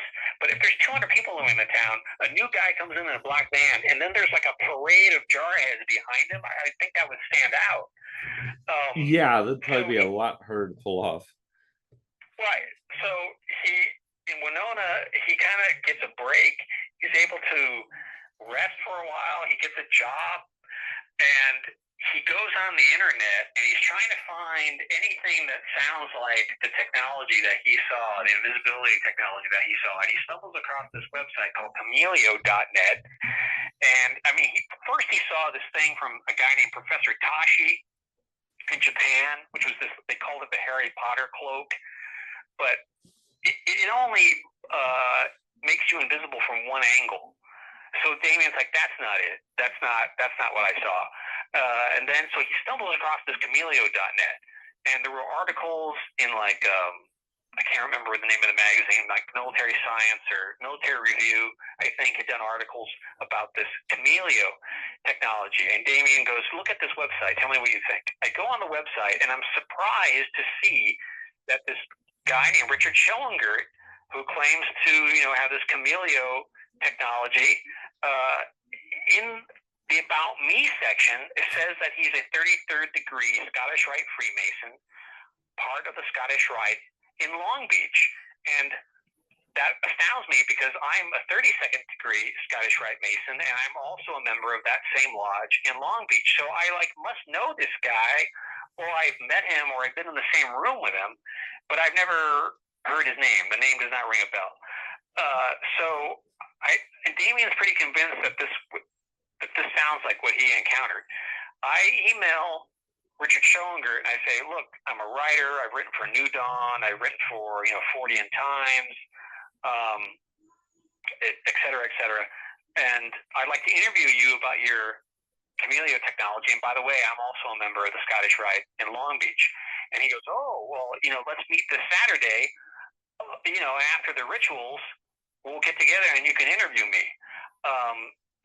So I call Damien and I go, Damien, this guy wants to meet me on Saturday. Damien goes, I need to be there. So Damien at the time at this point, Damien had been in Winona, Kansas for like 3 months or something. He was having some sort of dispute with his landlord. So before he left, he got a bunch of wet cement and poured it into the sink in the kitchen and in the bathtub. Oh boy. Some and parts are self-inflicted. Okay. And he goes and he drives all the way to Long Beach and meets me like on Friday. And then the next morning I walk from my apartment in downtown Long Beach to 9th and Elm, which is where the Scottish Rite is. And I go there and I meet Richard, and I suddenly realize that I have seen him before. I've seen him performing the rituals, and he stood out to me because of his voice. It's this kind of like resonant voice. And afterwards, we're talking, and he asked me how long I've been a Freemason, and he takes me out to the parking lot, and he has a car, and his license plate reads Camelio. Wow.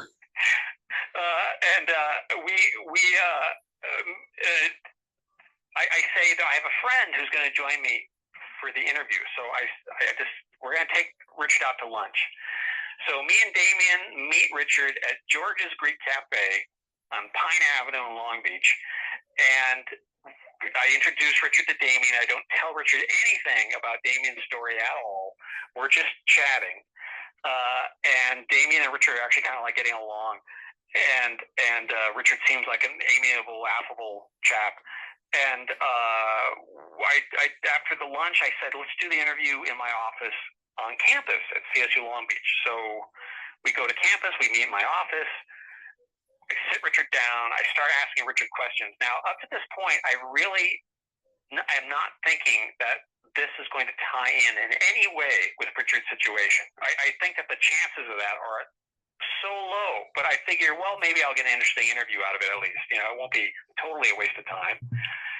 And without me even saying anything, I start throwing some basic questions at him, and immediately Richard just starts volunteering information that completely overlaps with Damien's story. He starts telling me how he's suing the military because he feels that the military stole his technology. He mentions having met with the Navy 10 years prior to this, and that he brought the Navy out to his and Levberger's laboratory out in Hemet and showed them his invisibility technology, and the Navy seemed interested at first and then suddenly just stopped communicating with him. He says that he met with representatives from SAIC, the same corporation I mentioned earlier that's based, or used to be based, in San Diego, within walking distance of Damien's apartment in near Old Town in San Diego. And Richard says how he just volunteers that that he's the first person to be awarded a patent in optical camouflage technology, that the technology can be used by soldiers on the battlefield, but it has other applications. He says it has psychological warfare applications. Oh, you can make someone think that a tree looks like an elephant. You can make people think they're going nuts. You could use this on like a foreign dictator and push them over the edge. It has military offensive capabilities as well, not just cloaking abilities. He says, you could make a room look smaller on the inside or larger. You could make it seem like it was growing. Just one thing after another. And uniquely specific things that happened to Damien. Yes, incredible. And then about an hour and a half into it, 2 hours, I go, okay, look, Damien's got a story for you. And I remember Richard looking a little wary, oh, are they going to sandbag me with something? He didn't quite know what Damien was going to say. Damien starts telling the story, and Richard's looking a little like, what? And Damien's telling him, there were these people in my apartment. I couldn't see them, but they were pushing me over, touching me. And then when he mentioned pulling open the medicine cabinet with the mirror on it, that's when Richard kind of leaned forward, and I could tell he was a little more interested when Damien said, I could see them briefly while the mirror was in motion.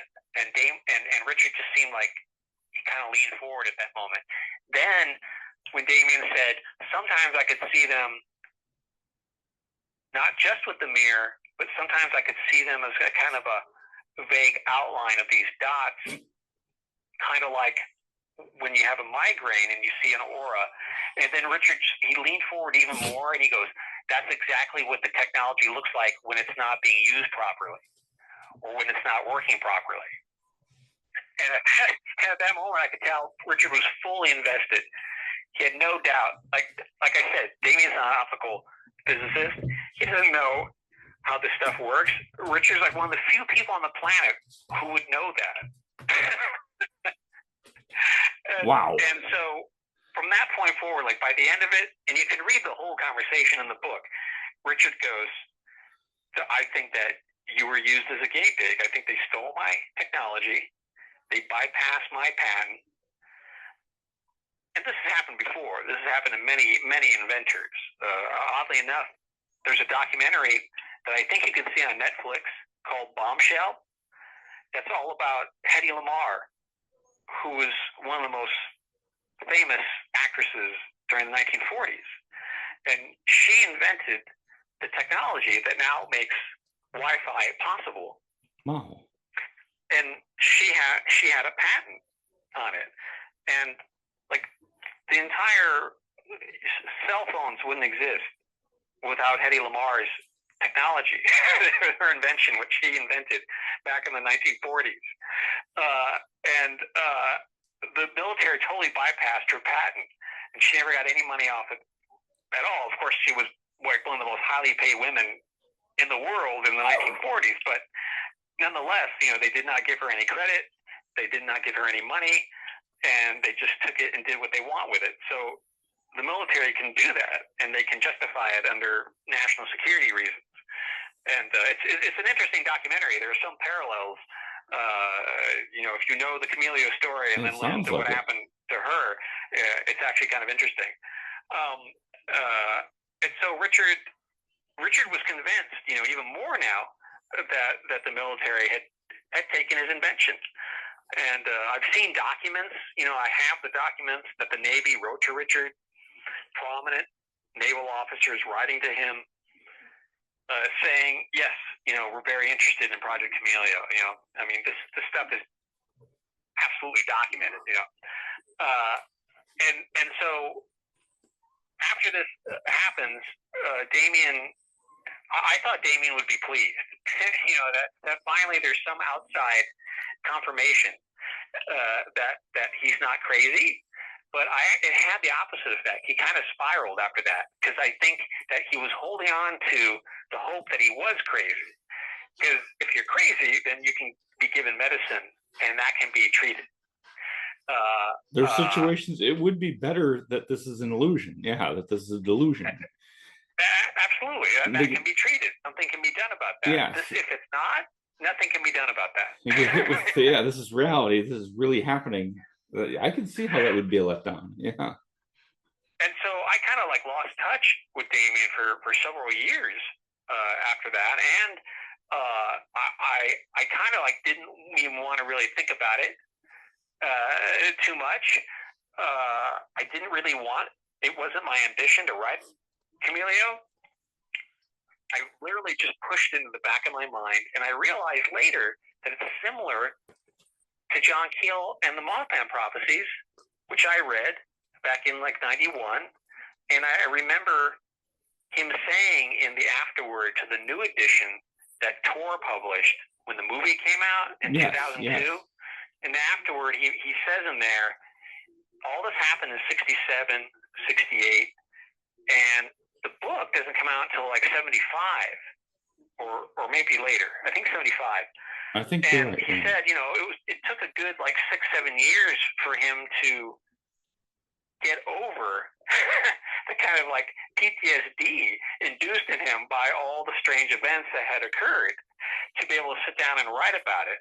And I realized that it was kind of a similar situation with me. It took me about 6 or 7 years to actually sit down, and I actually wrote the manuscript of Camilio in the summer of 2010 very quickly, about 80,000 word manuscript, probably in 2 months and a half. Wow. Or maybe 2 months. But I had years of notes all stored up. And what eventually prompted me to write it was, I remember it was the spring of 2010, and I was teaching the literature of science fiction class. And I left class, and one of the students left class with me, and he said in the hallway, he stops me and he goes, "Can you think of something that is considered to be science fiction by most people, but it really isn't?" And I go, "I got an example for you. Invisibility." And then I proceeded to tell him, standing in the hallway, pretty much the story I've just told you. And by the end of it, his jaw is on the floor.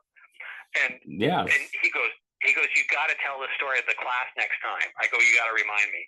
So I'm in the literature science fiction class. The guy reminds me, "Hey, you're going to tell that story." I tell the story. There's a guy in the class who was part of the ROTC. So he's in the military and he's attending classes. He would come to class every day in a uniform, rail straight posture. He would, before asking me a question, he would say, "Sir."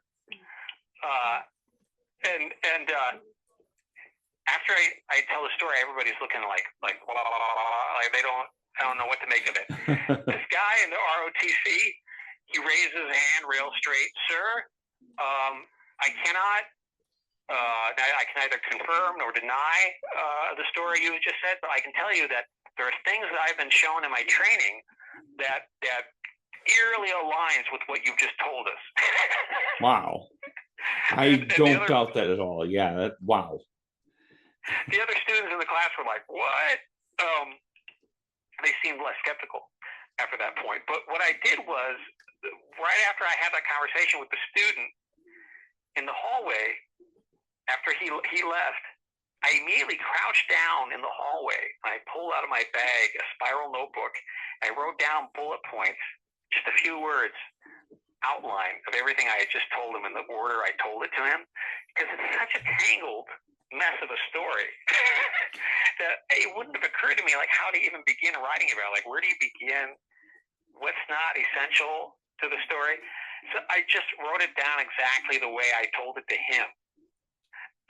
And then that was the outline I used that summer to write the book. I just followed the outline I wrote in those like 10 minutes, crouching in the hallway.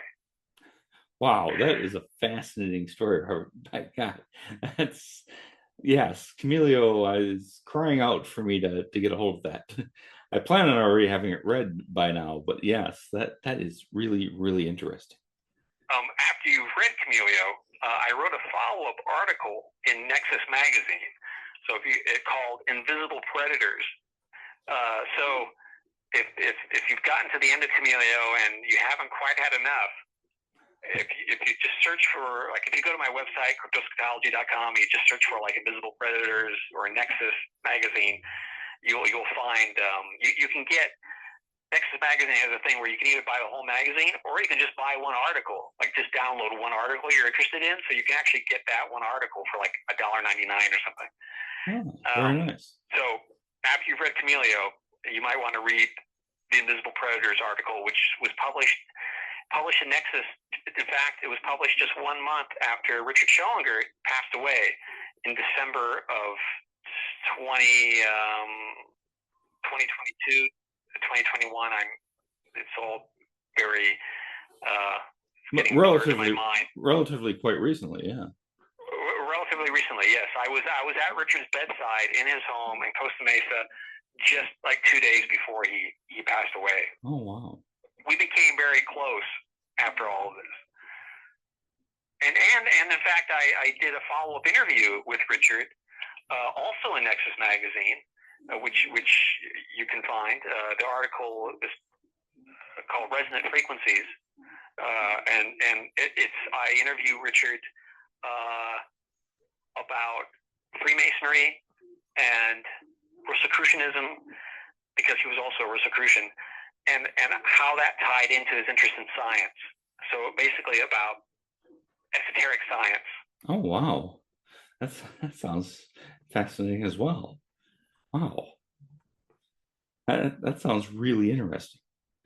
Yeah, that interview was published in Nexus in, I think, 2015 or 2016, not long after Camilio was published. I see. Yes, I have to check that out. Absolutely. And oddly enough, speaking of synchronicities, so Richard passed away Christmas Eve morning of, I think, 2021, and I mentioned before that he had a partner in Project Camilio, Dr. Lev Berger, who is an eminent physicist. People in the physics world know who Dr. Lev Berger is. He had a laboratory out in Hannah, which I visited, and I interviewed Lev Berger as well. And so that was part of the, like we were talking earlier about QAnon and people just going down the rabbit hole and having nothing to back up their claims.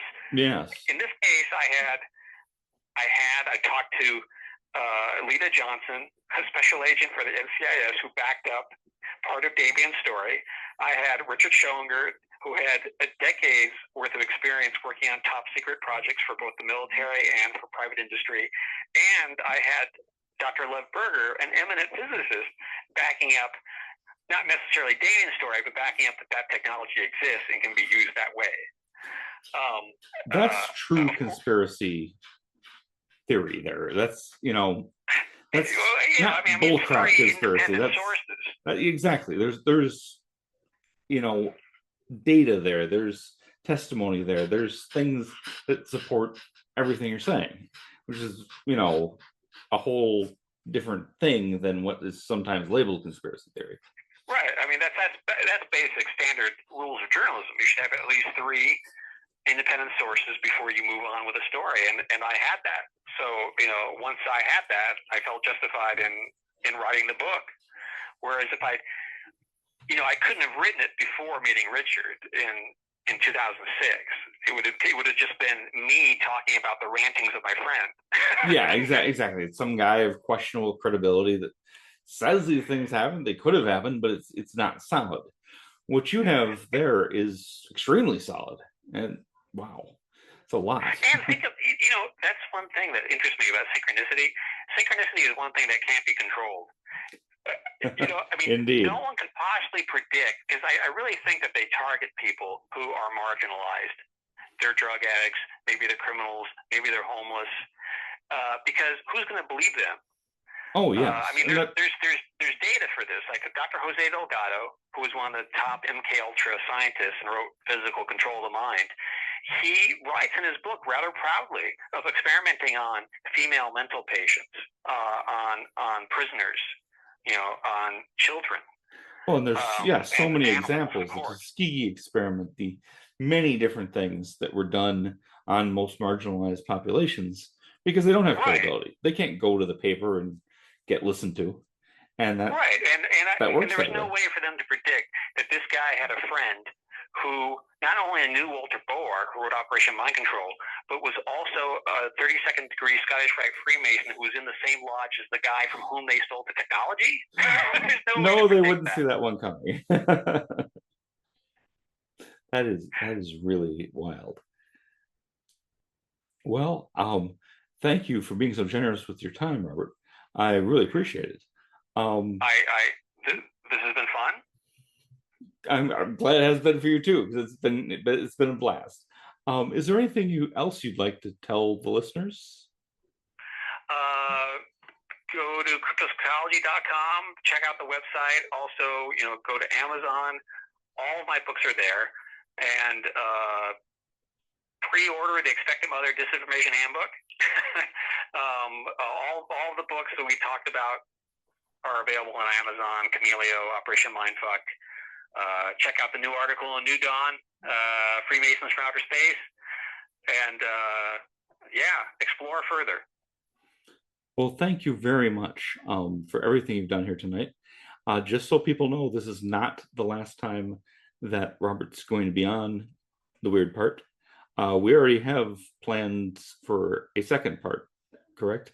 Yes, that's right. And I am eagerly looking forward to that. Definitely. Well, at this point, I guess we'll wrap things up. Thank you to our special guest, Robert Guffey. Thank you for listening, and good night. This is The Weird Part. I'm Vincent Trewell. Good night.